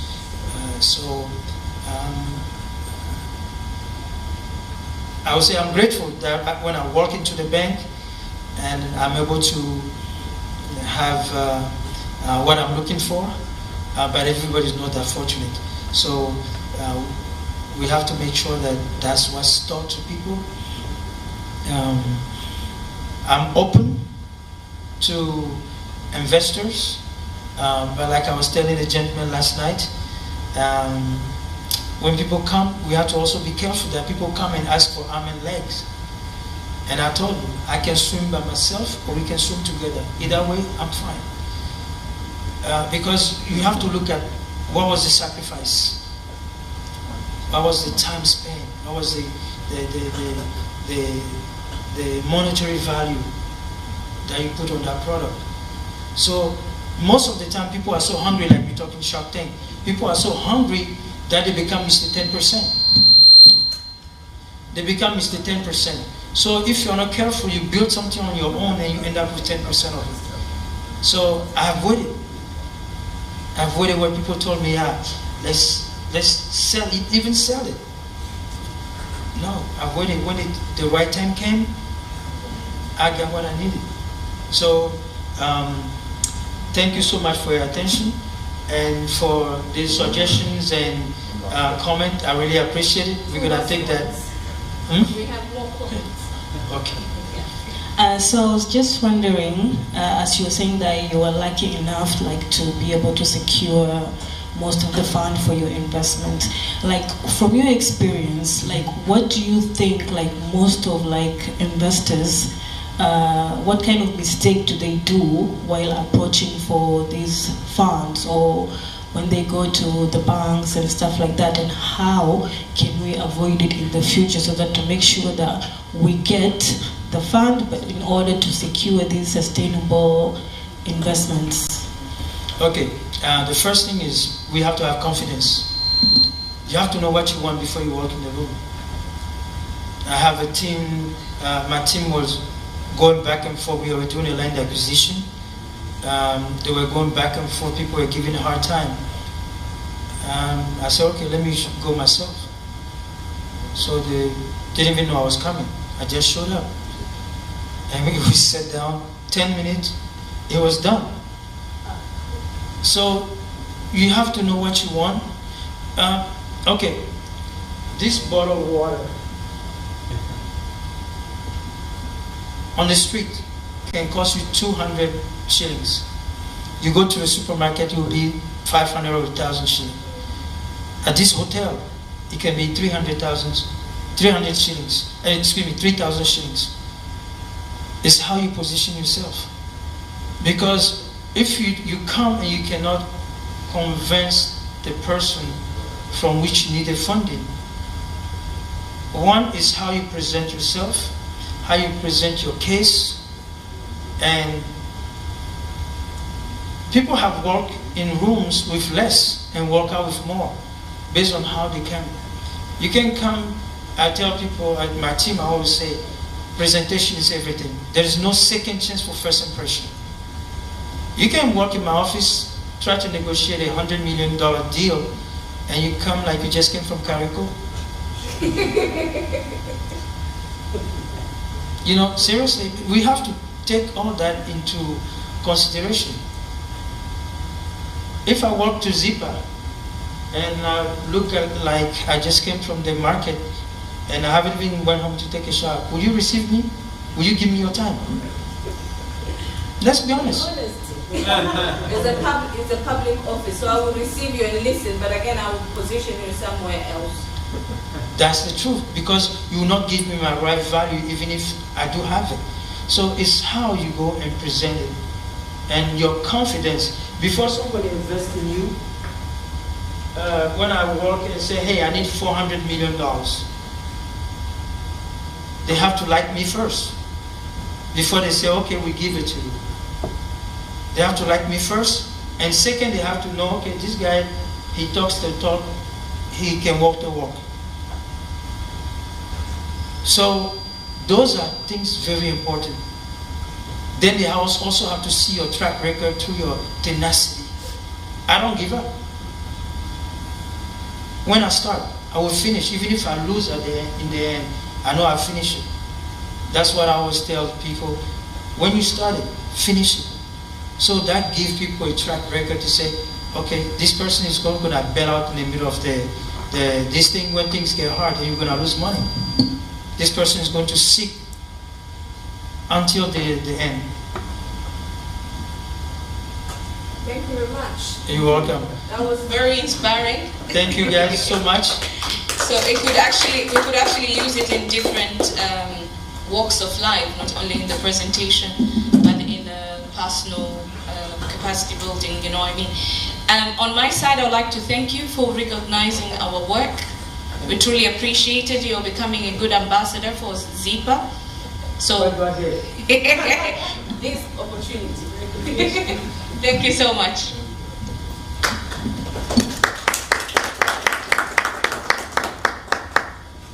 We're going to have another presentation shortly. I just need to download it quick.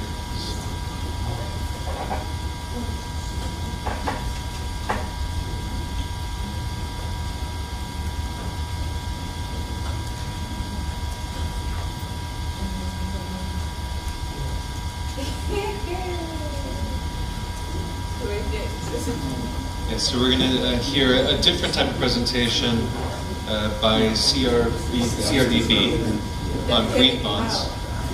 Yeah, it's a big file, so I just need to download it first.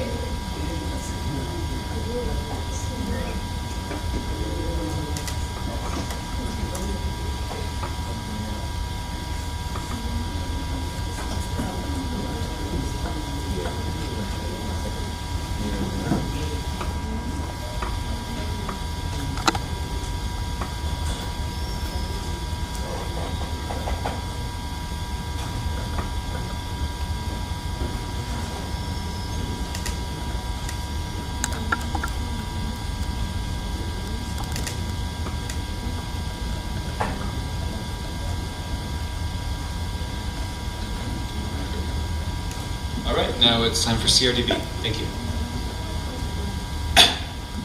Good afternoon, team. My name is Tumaini Meris Karol.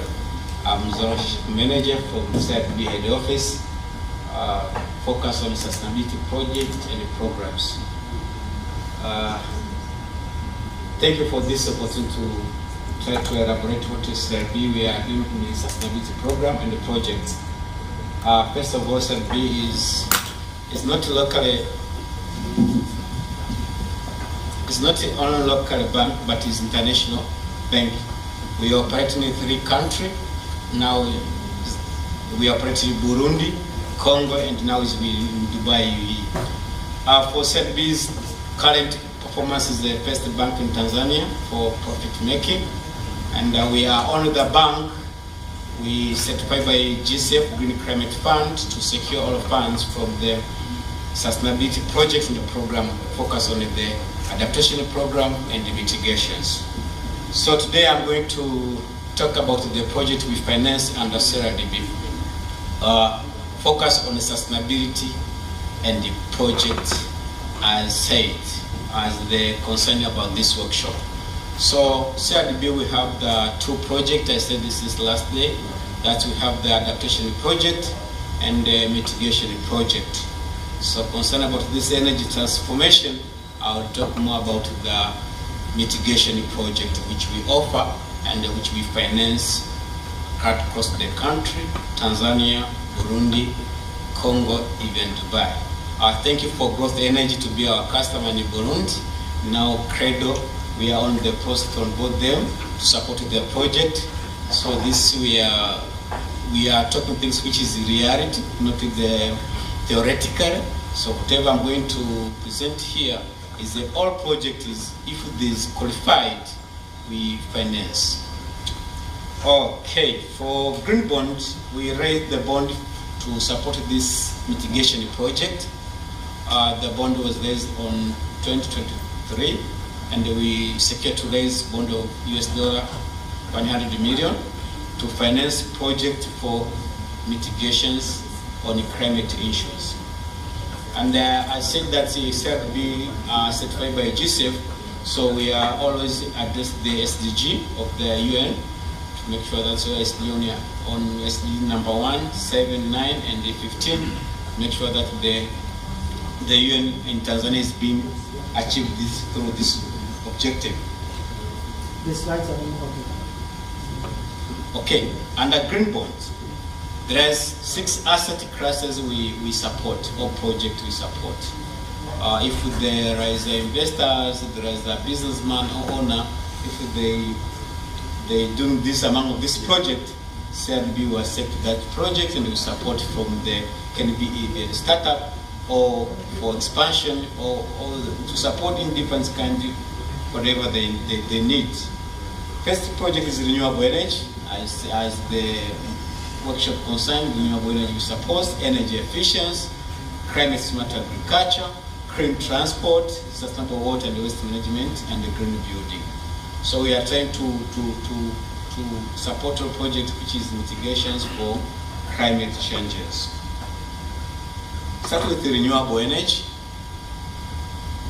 I don't know if my length is very short or whatever. I'm clear. Clear. Okay, for renewable energy, we support different projects. CRDB, we support solar energy production and plant installations. So if you are an investor and you need to start this project, maybe to support the government, we are supporting this project. There is a windy project. If we go central of Tanzania, Dodoma, Ketosito, Singida, there is a ongoing project for energy production through this wind project. So as I said, we are supporting government through this project. And there is hydropower production distribution. If we have that project and we have the viable market, we are ready to support. There is geothermal power production. That's a source of energy, biogas power production, so etc. For renewable energy, there is solar power installation at the mining sites. So if you have the big deal as an investor and you need to get a capital or whatever, said we are here to serve you. Solar home power system for even us, if you build your house or terrace, you need the solar power from Credo, from Growth Energy, and you don't have any capital or fund to fund it. That's a project. So CRDB, we are there to support you anytime, but with all precautions to be taken, because we are not just financing. We receive the climate issues, environmental issues, and to make sure that we are compliant with the policy and the procedure of the bank or the country or regulator.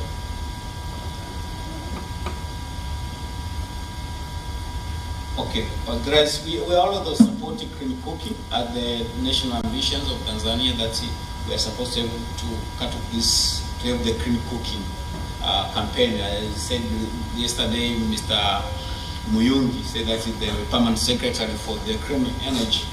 And if we do that, Mr. Muyungi will support us to secure GSF certifications or to be certified by GSF. So Dr. Muyungi, the member of the team, assist the bank to secure this certification. So that's why after the speech I go him to give her to say that thank you, to secure my job or my bank also. Yeah. Oh, there is energy efficiency. In spite there is a renewable energy, but we support the project with the energy efficiency. Recycling business.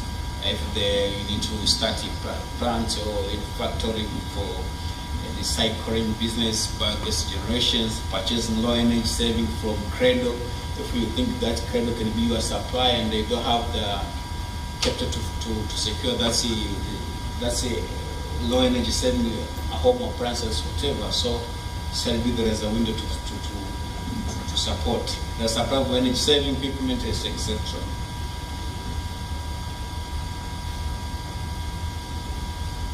There is clean transport support. As Zanzibar is a strategic, you can say, is a strategic city to address the climate mitigation. Because whatever the climate action is happening, then Zanzibar will be affected more because due to the nature of them. How it is. So clean transport, you can see the example for Dar es Salaam. There's some rapid transport. So CRDB, we finance them we financed that company known as Moffat to secure that vehicle.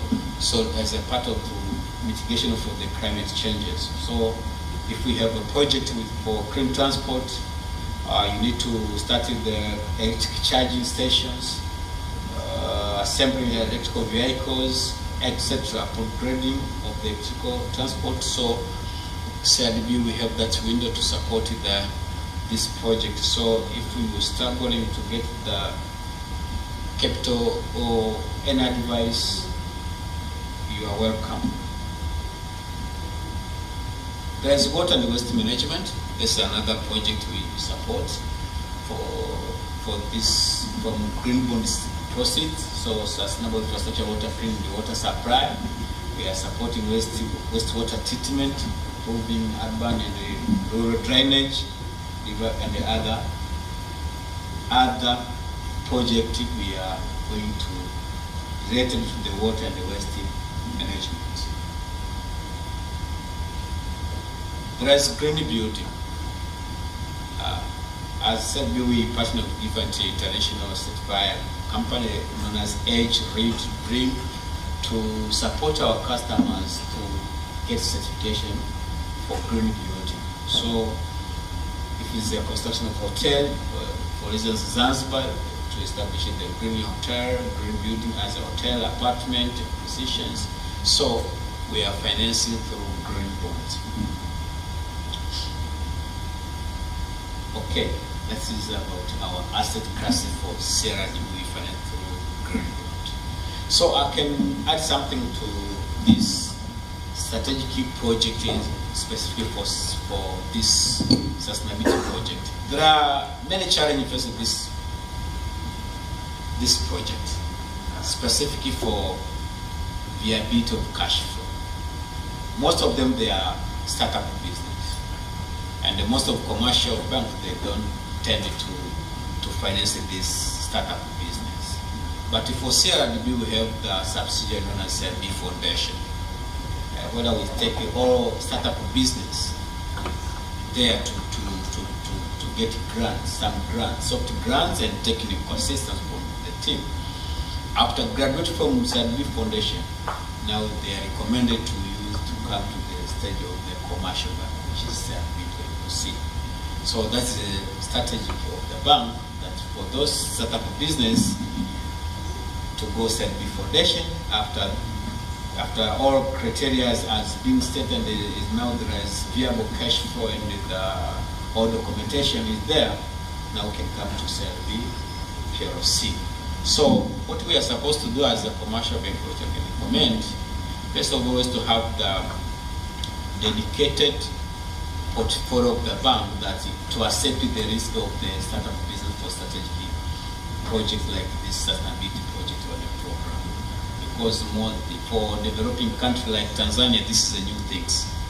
And most of the bank, they intend to focus more on conventional lending, not strategic lending. So that's why you can see CRDB, I came from the unit which is the project and the program. That's why even my dressing is different with you, because I'm focusing more on the project and the program, which is mostly startup. So sustainability projects and program is you cannot skip as a commercial, because now the world is there. Now we are moving from traditional lending to the strategic lending, like the sustainability project. So on top of that CRDB was 1 month ago we won award for sustainability bank, which embraces sustainability and they support more projects in sustainability matters. So that's the short presentation from CRDB. But take this opportunity, zippers, if whatever you get in the project, you think that they need more intervention from internal bank to get more support, to get more clarity, or to get financial support. CRDB, we are there, and good luck that CRDB through our unit, which is Sustainability Finance Unit. I came from Sustainability Finance Unit. There is different technician, different professionalism. If you come to the green building, if you get investors in hotel, they start to get that certification. There is engineering for this designing and guiding our investors about environmental issues, ENS. So we are there. So let us zipper use CRDB for Zanzibar to scrap their project and to embrace the sustainability project in the program. Thank you. Thank you very much. Thank you for that very clear presentation. The practical question I had was, when you are funding startups, do you also take security or not? Okay, it is according to our regulator, which is BOT, it depends. If it's an asset financing, we are not taking security. If it's a project, we take maybe you have the investor have contract to supply maybe solar pump to the regulator maybe. So we finance it based on the contract. Yes. So if it's a cash secured, cash means that you need working capital and so on. We take the security. But if most of the investors, they don't have enough security to secure the amount they requested. So most of them, we are using a guarantee scheme like AGF, African Guarantee Funds, and there is local guarantee bank like Tanzania Agricultural Bank, TADB, and sometimes we give them based on the performance of contract. So whatever, maybe if it's deliverable issues, you deliver, then you pay something. So we are doing this different arrangement of the collateral arrangement. Do you take personal guarantees? Do you require a personal guarantee? It depends, because if the company, maybe if the director has the collateral, which is ready to secure, to pledge for the company, we are taking. If the company, they have enough collateral, also we can take. Okay. No, I'm just trying to work out whether you are able to do financing without personal guarantees, because that's the road that you would go down for proper project finance, right? You finance based on the cash flows rather than security and personal guarantees, but that's useful. All right, thanks. Yeah, I mean, it's a really exciting work, and even I know there are other things in the sustainability financing space you didn't even get to mention that are innovative in Tanzania, like including arranging the water bond as well. So, but I'm wondering what's next. I mean, is there going to be a second iteration? Are you working on another issuance? You know, what's the future?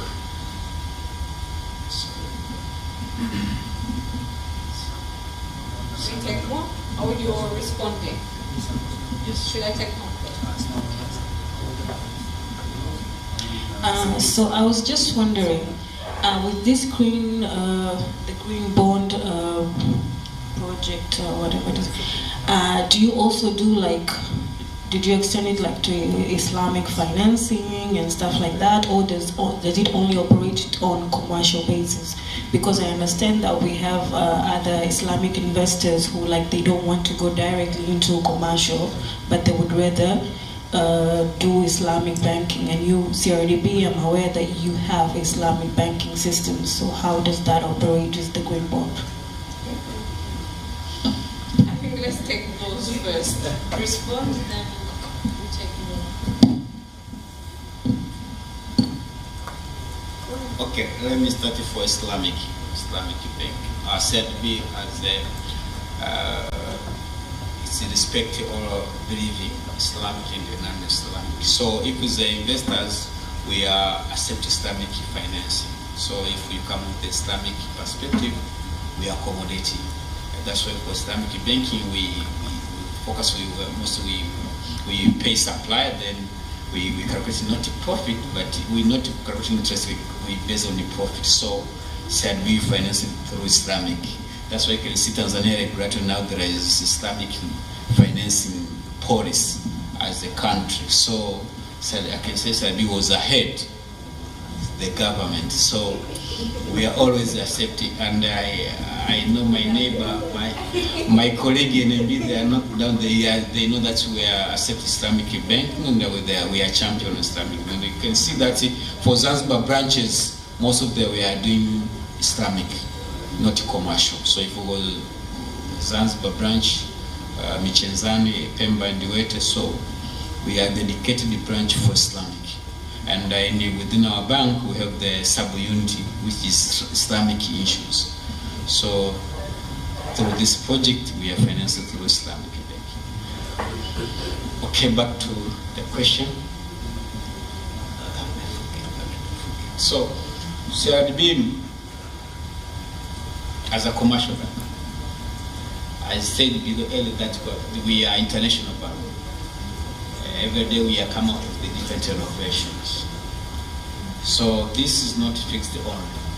We are doing. So in time is not enough. I was take time. I would like to take you in the agriculture perspective, smart agriculture, on the adaptation technology, renewable energy, how water, source of water, and extra. So this asset was only during the underwriting, but we are going more. That's why we are working with the GCPF to finance this CNG, as to try to CNG clean these gases and etc. So now we are, later of this year, we expect to do something to raise another fund to finance this mitigation project. Because for this green bond was very limited to only for the mitigation project, not for social or whatever, as my fellow NMB, they are doing with the social. But for this was only the trade and everything. So to see there is opportunity within the country, and there's many projects is coming.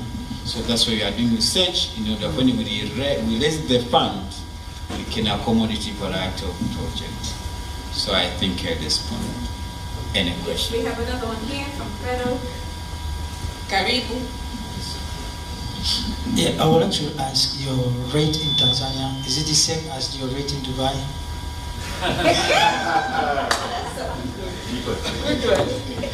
Okay. The rate is differ because the currency is different. For green bond, we raise fund from internal local Tanzanian local. So we use internal currency. So whatever we go to buy, we receive there is the regulations and there is the calculation computing for making profit with the bank. That's why we are on the discussion with the growth energy. Growth energy, they take loan from CRDB Burundi. But if they come Tanzania, there is another procedures. But our interest is vary according to the currency. If we come with Tanzania shillings, obviously the interest will be high. But if we come with the dollar, US dollar, means that our pricing is very low. So if I have a rate right now in USD in Tanzania, and I want to transfer it to Dubai to apply the Dubai rate, how does that work? I think that's the technical issue we discussed, because the things can change according to the environment and how we are making the business. So is it possible to transfer my instrument from Tanzania to Dubai? What? Is it possible for me to transfer my instrument from CRDB Tanzania to CRDB Dubai? That's cash transfer or whatever? No, the instrument, the bank instrument. Can I transfer from CRDB Tanzania to CRDB Dubai? Because Dubai is a more competitive market, so the rate will be more profitable. I mean that maybe if I'm getting you say that if I'm starting the process maybe for facility application for instance in Tanzania, so we can transfer to Dubai. Yes, it is impossible because of the regulations is different. The policy, whatever the Serbi is a group, and the Serbi PLC, all those subsidiaries they are using PLC procedure policy. But it is possible because the regulation for maybe for lending for Tanzania and Dubai is different. Okay. So policy for Serbi lending in Dubai will follow the regulator of Dubai. But for policy for lending in Tanzania will follow for BOT. Oh, okay. Yeah. So I cannot go to Dubai and apply for an instrument there to do. Obviously, it is possible because this is obviously we are financed for another, but there is take time to make some due diligence and some arrangement from there. Yeah. Thank you. Now we know. It sounds like a song. Now we know. Is there anyone else who is like to share or comment on the presentation? Anyone else? Should I choose? Because I think at least say something. Did you enjoy the presentation? Yeah, we can choose somebody from the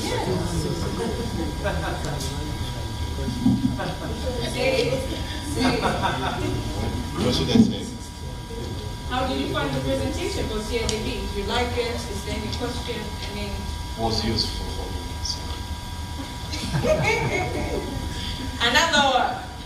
Another part of where I have to choose. I'm selecting anyone who's not looking at me.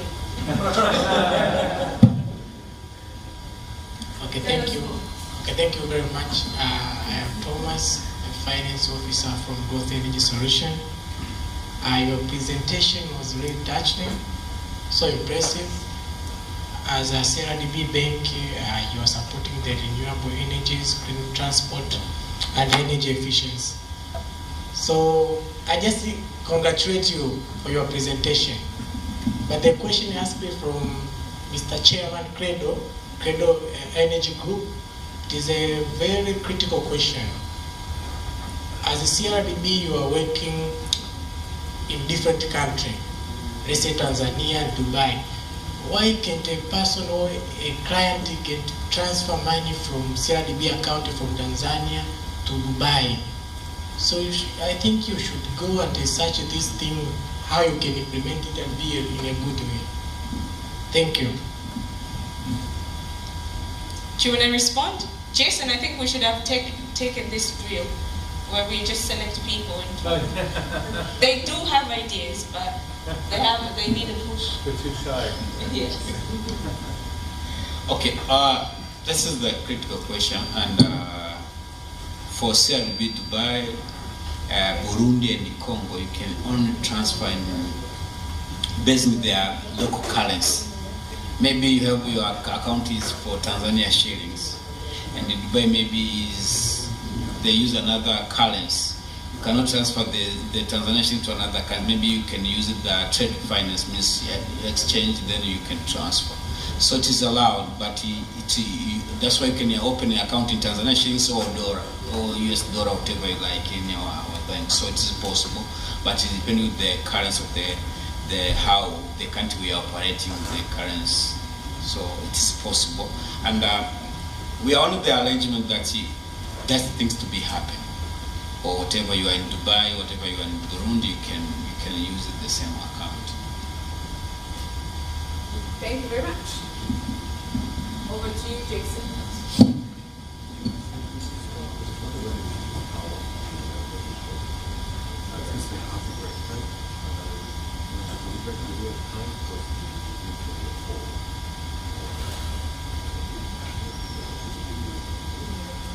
Okay, then. So that's maybe very brief comments. All right, we're running a bit behind schedule, but I think you might want a coffee break. So we'll make it a short one, maybe about 5 or 10 minutes. So feel free to get stuff and have the coffee break. We'll come back another, let's say 10 minutes, all right? And then we have another fun part. We'll be talking about how to present and pitch projects and opportunities. And then we'll have a wrap up for the session. So please come back in 10 minutes. Thanks.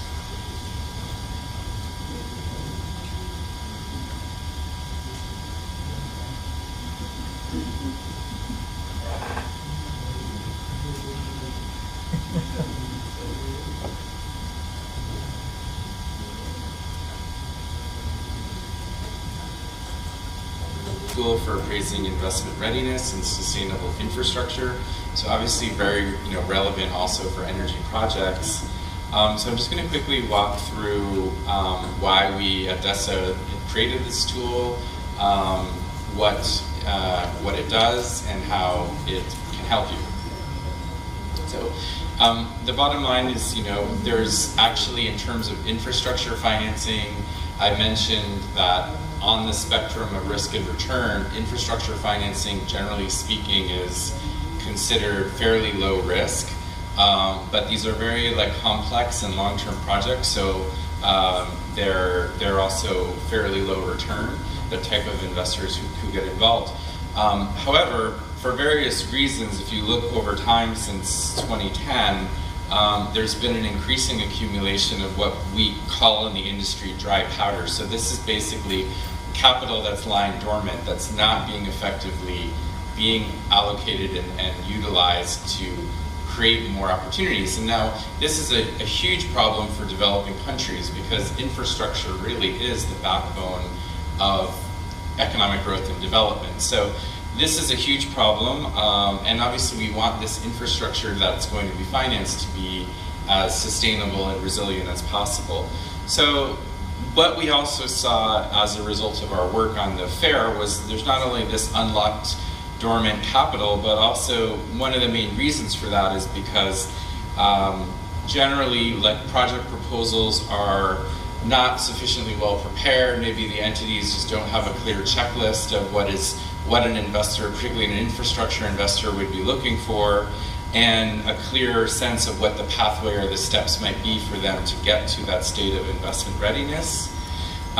So we thought, okay, there is a need in the market for a kind of assessment tool that is fairly comprehensive, but also fairly easy to use. So we have deliberately designed this tool to be very simple, very easy to use, very user-friendly, and something that can be used to look not only at a checklist of readiness for a specific project, but also a screening tool if you have multiple projects that are in your pipeline, to look a little bit and to kind of almost rank and grade those projects by their level of investment readiness, so you can concentrate and prioritize your attention and resources to those projects that are more mature and more ready.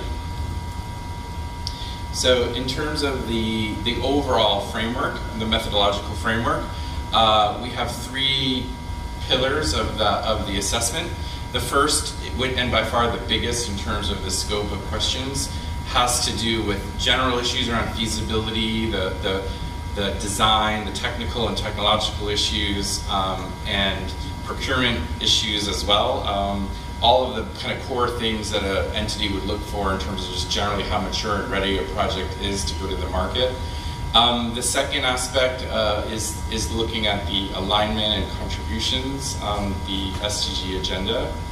And the third is the management, the management quality, or the quality of the management team, which we've said is incredibly important, and the track record. And the track record actually also includes one indicator that is a default indicator set by the World Bank. It's based on an infrastructure investment readiness index that the bank has based on surveys that they do. So that's a default rate per jurisdiction, and that's factored into the scoring.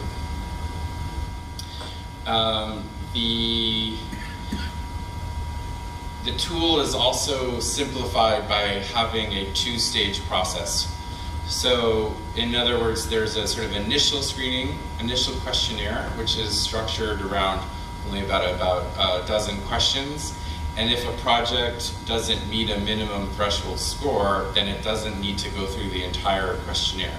On the other hand, if the project exceeds the threshold score, it doesn't have to redo those questions. Those scores are automatically populated into the full assessment questionnaire, and they do the complete assessment. So this is just a depiction of that 2-stage process. What's important to note is after the second stage, where you've done the full stage assessment based on the questionnaire, there's a weighted scoring system, and that will determine their score. Everything is normalized on a 1 to 5 score, and there is an interpretation of the results. So you can see, based on what we would call a gap analysis between what the optimal or the perfect score sort of is and what you actually have scored yourself on the question. And again, this is a self-assessment tool, so you are the ones who are making the scoring based on the guiding questions. And based on that gap analysis, we have the algorithm to help prioritize the most important and significant areas to work on to get your project even more investment ready, and include some resources that you can refer to improve that. And I'm going to, just before handing it over to my colleague Nicolo, I'm going to just show that this is the weighting of the different criteria, which is also useful to see a little bit like how we have thought of the relative significance of these different areas. So as I said, the most important pillar overall is project preparedness, and there are these different aspects, 4 or 5 different factors underneath that, which are each weighted equally at 12%. And then we have a quarter of the score that's relating to the impact, the SDG alignment, and the preparedness of projects to demonstrate the impact and SDG alignment, and then 15% for management track record. You can also customize the weighting in the tool. So this is a default rate that UNDESA has suggested, but depending on the context or which investor, like for example, if you're trying to pitch your project to a boutique impact investor that's putting a lot more emphasis on that, you can also change these weights. So maybe I'll turn over to my colleague to finish on the interpretation and how we've been piloting it. Sure, thanks, Glenn. I can see the slides right now. Sorry, we were on the interpretation of results. Everything into a final score, again between 1 and 5. That final score maps to 5 clear stages of readiness, starting from ideation, which is the lowest level, moving through mapping and development, then refinement, and finally presentation ready, which reflects a very very high level of preparedness. Public resource, So basically, each question is answered on a sliding scale, and the tool automatically calculates scores and displays them on a dashboard. A key operational point is that the tool stairs is meant to be used per project. So if a unit has 10 projects, it is around 10 times. So the unit can compare scores and generate a relative ranking while still applying additional strategic judgment. A useful feature here is the help icon next to each question that provides clarification of what the questions means and how to interpret response options. And the left navigation also tracks progress through the assessment. This slide illustrates the output, the report output. The report provides the overall score, plus a breakdown by pillar and subfactor. Visually, it contrasts the project score against the maximum score, making it easy to see which areas are holding the project back. The benefit is focus. Instead of trying to improve everything through these mechanisms, teams can identify the highest impact gaps that once addressed must improve readiness. Next, please. So this is where stairs becomes most useful operationally, because the report here highlights a small number of the most critical gaps and provide concrete recommendations and linked resources to support stages, to support the next steps, you can say, if the issues relate to impact framing, approvals, procurement readiness, PPP management consideration, or financial structuring. So the intent is very practical. After the diagnostic, the teams should leave with a short list of what to fix next and where to find also credible guidance to do it. Next, please.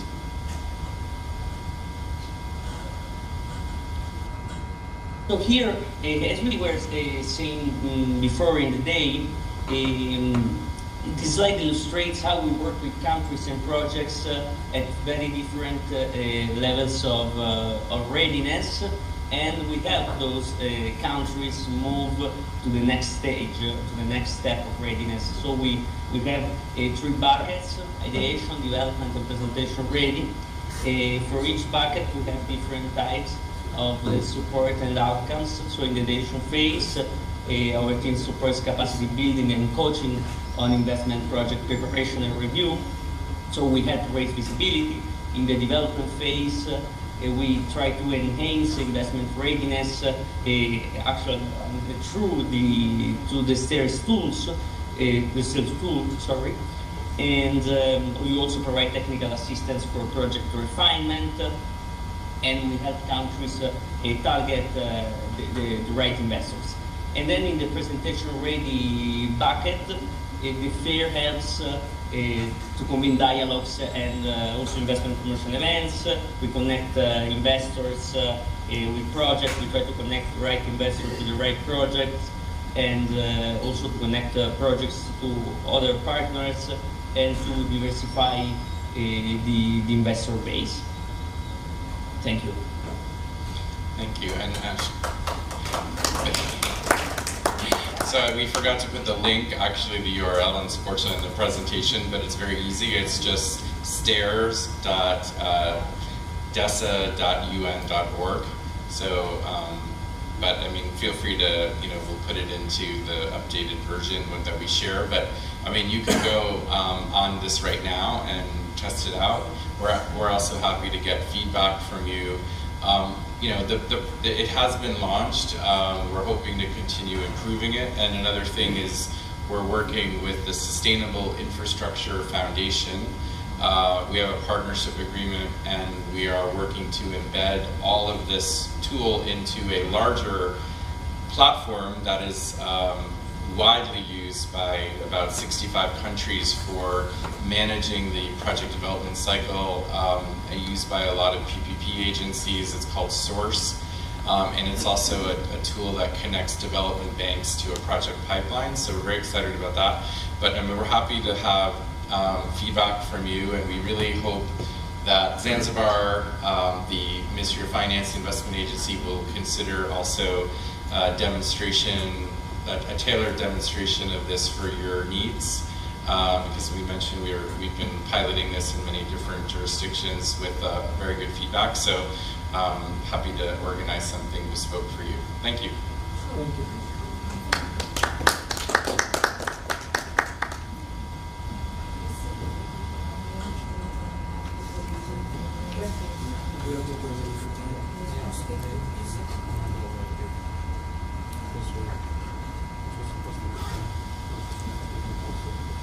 All right, we've come to the conclusion of this training, so we have some reflections as we wrap up.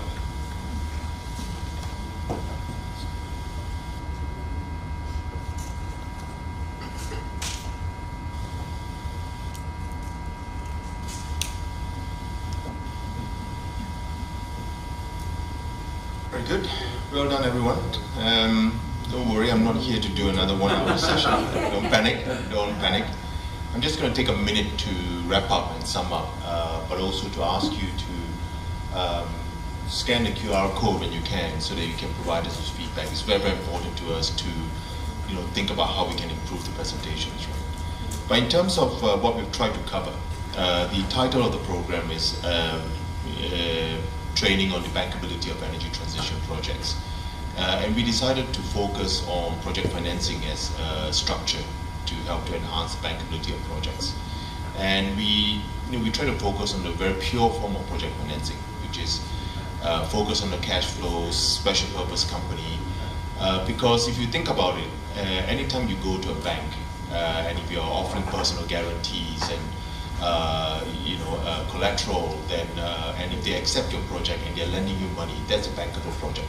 Right. So what we mean when we talk about project financing, bankability in the context of project financing, is we mean to apply that structure in its purer form, right? And the reason for that, as we mentioned right at the beginning, is because if you are able to apply a purer form of project financing, if you're able to make your projects bankable using a pure form of project financing, then you're able to draw, crowd in more capital from banks, from international investors, international lenders, and by able to draw in that sort of capital, you'll be able to do more projects. And for a country like, for a place like Zanzibar, where you've got big ambitions, being able to draw in capital using internationally recognized structures like project financing, will be crucial for you to achieve your next level of ambitions. Right? It will also help you to achieve more, better structured projects, right? So better risk allocation, better structured projects, so that they don't blow up in your face and they don't unravel as easily. So more capital, better structured projects is the reason why we focus on project financing as a key structure in making projects more bankable. The design of the course, we also try to make it more practitioner focused, more practical, more interactive, and more use of case studies. So hopefully you will feel that we have achieved that over the last couple of days. So I think the only other thing I would say is, a big thank you to everybody for really engaging and participating. Hopefully you will feel that that's really made the course more enriching for all of us. It's certainly been enriching for me, hearing about your contributions and learning about the challenges and the opportunities in Zanzibar. So big thank you to everyone for participating. And I would just end by again asking you to please scan the QR code and provide some feedback so that we can take things on board. But while you're scanning, if there's anyone who would like to give some feedback live, and I find that quite useful sometimes because it's on your mind. If you think there's any way we can improve the course, please let us know while others are scanning the QR code.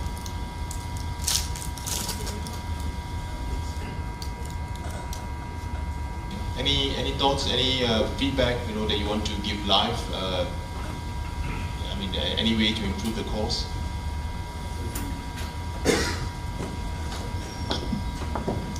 Good evening, everyone.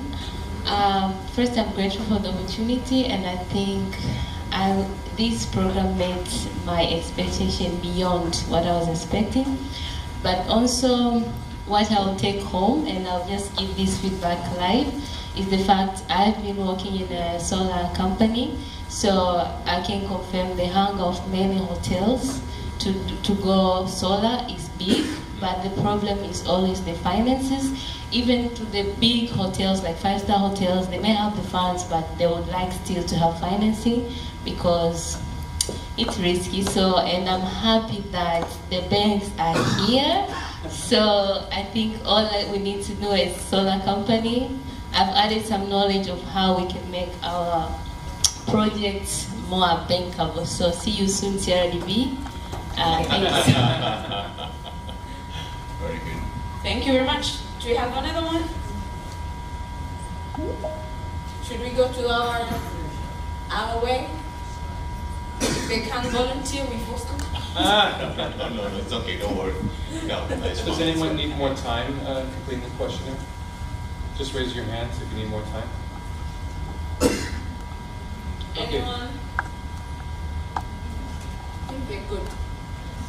I should also mention that in the slide that you received from us, towards the end, just after Glenn's section on pitching and presentation, there is a template that you can use for pitching and presenting projects if you want. I didn't go through that because we didn't have as much time, but it's a template you can apply if you are making any presentations in the future as a guide.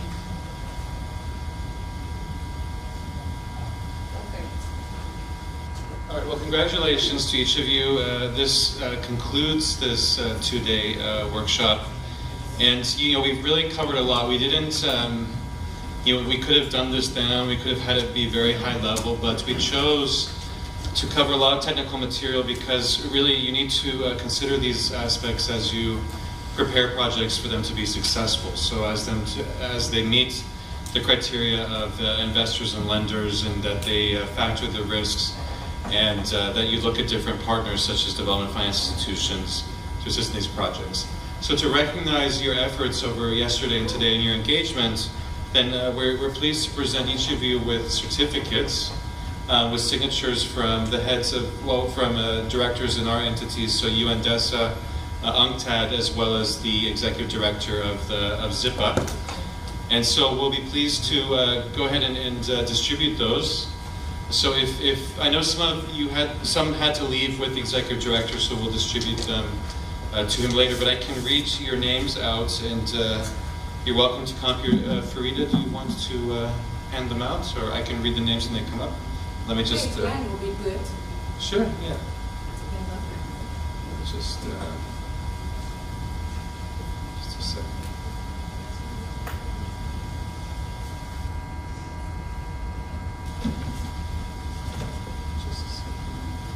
Abdul. There you are.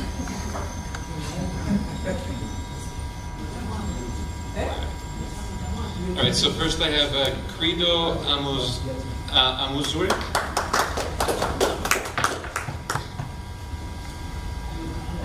Thank you very much for all your excellent presentation and all your comments. You really enriched this session. It was great to hear from you and get to know you.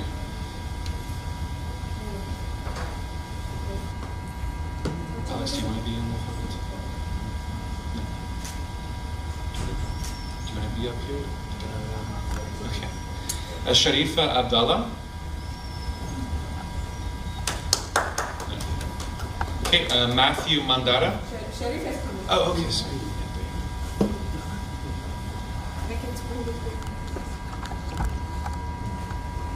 Congratulations, Sharifa.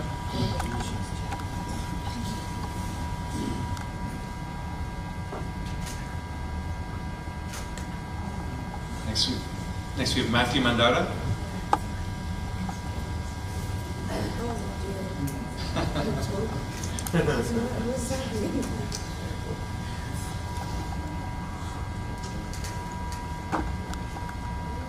Salum Nassar. Salum Nassar. Salum Nassar. Thanks for sharing your perspective. Proud VNMP. Yes.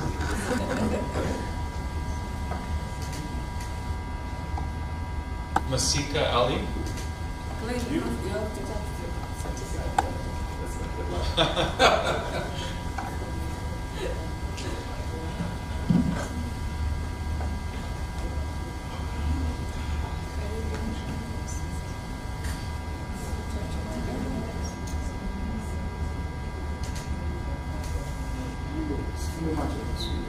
Abu Bakar Idi.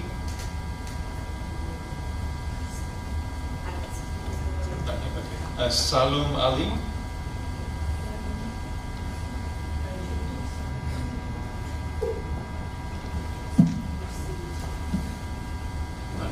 Okay, Suleiman Ali. Yeah. Okay, Zakaria Amos or Amos.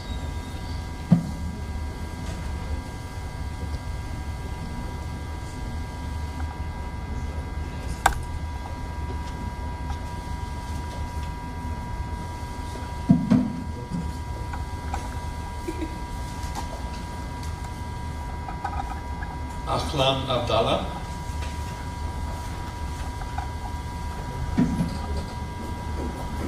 And thank you too also for all your participation and comments.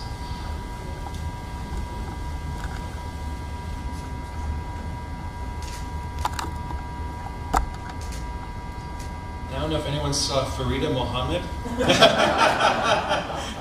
Really great round of applause for Farida. She did so much work on the design of this to get each of you here for the follow-up invitations to make sure everything went well with the venue and everything. So, and then also encouraging participation. So really, Farida, you were excellent. Thank you so much. Saleh Mohammed is away right now, our executive director. Shida Kombo. Abbas Kitogo. Mwanaid Omar. Haji, not here. Caroline Manika. Haji is here. Haji. Oh, sorry. I didn't recognize it, sorry. So Haji.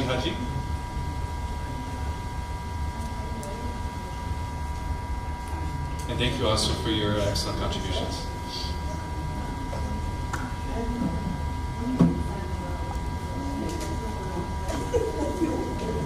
Caroline Manika. Thank you very much, Caroline, for all your feedback, comments, and questions.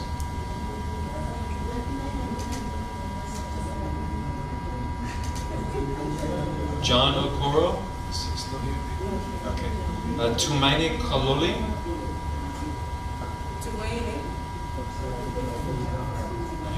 Rahma Madai. Saleh Haji. Saleh Haji is here. Outside. Okay. Hafsa Burhan. Okay. She's outside. Okay. Muramvura Ramadan. I'm sorry, I'm not. That's your new name.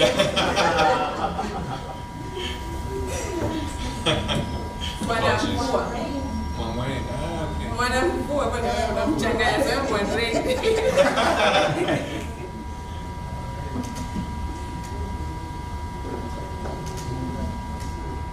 Thank you very much. Said Sood. Said Sood. Outside. Hamza Ali. Rashid Salim. Rashid Salim. Thabit Madai. Thabit.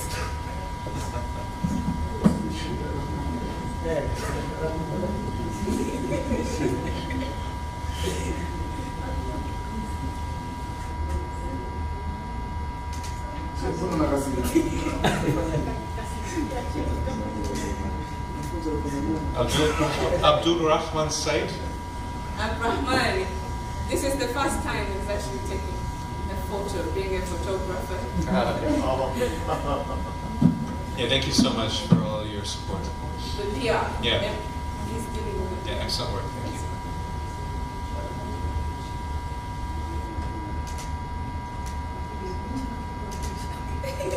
Fatma Suleiman.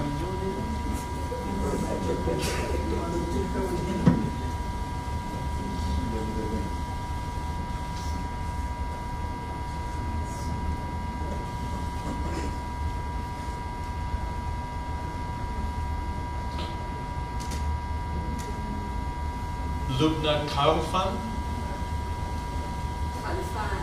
Khalfan, sorry.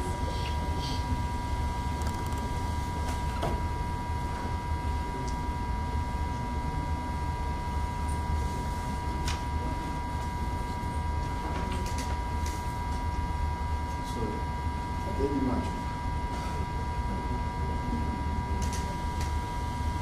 And Tumwa Khair.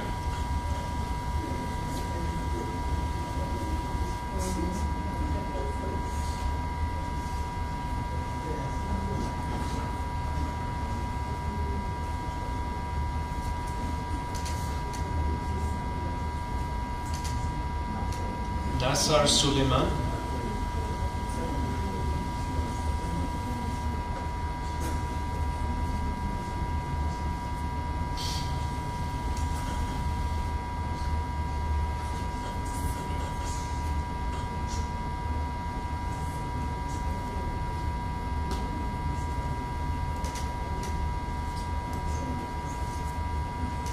Salum Salum.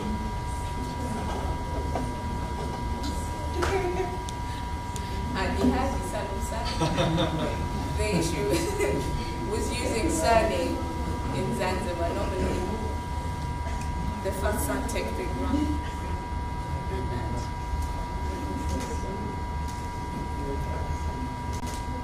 Fatma Omar. Fatma Omar, Missim Ramadan. Salim Mebegu. Or Mebegu. Salim Begu. Haji Khamis. We have an MD coming. Salim, Mr. Salim. Ah, okay.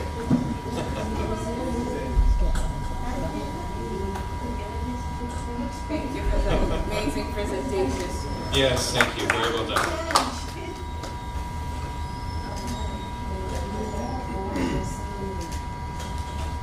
Haji Khamis.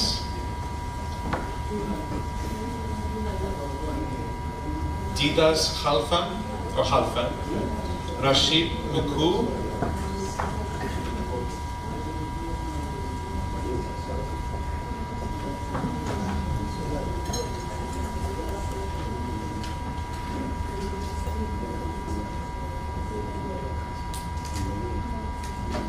George Robello.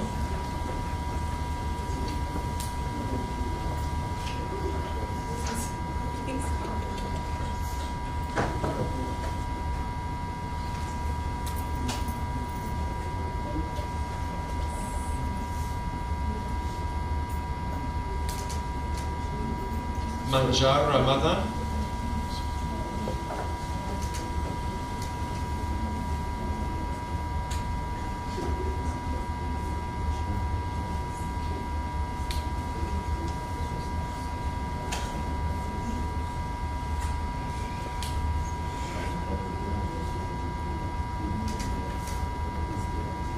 Innocent Exavery.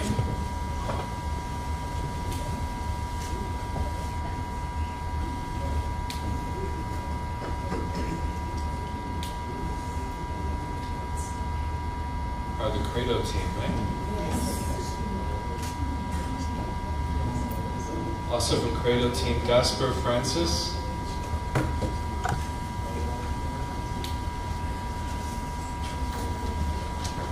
Thank you very much, Gasper, for all your support.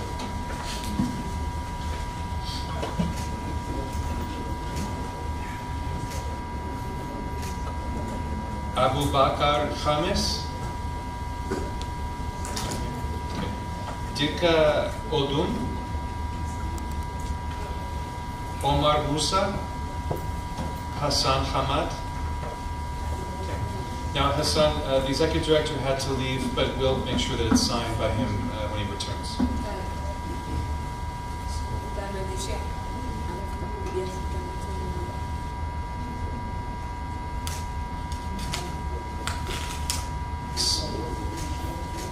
Salum Haji. Yeah, for these last ones, they'll be signed shortly.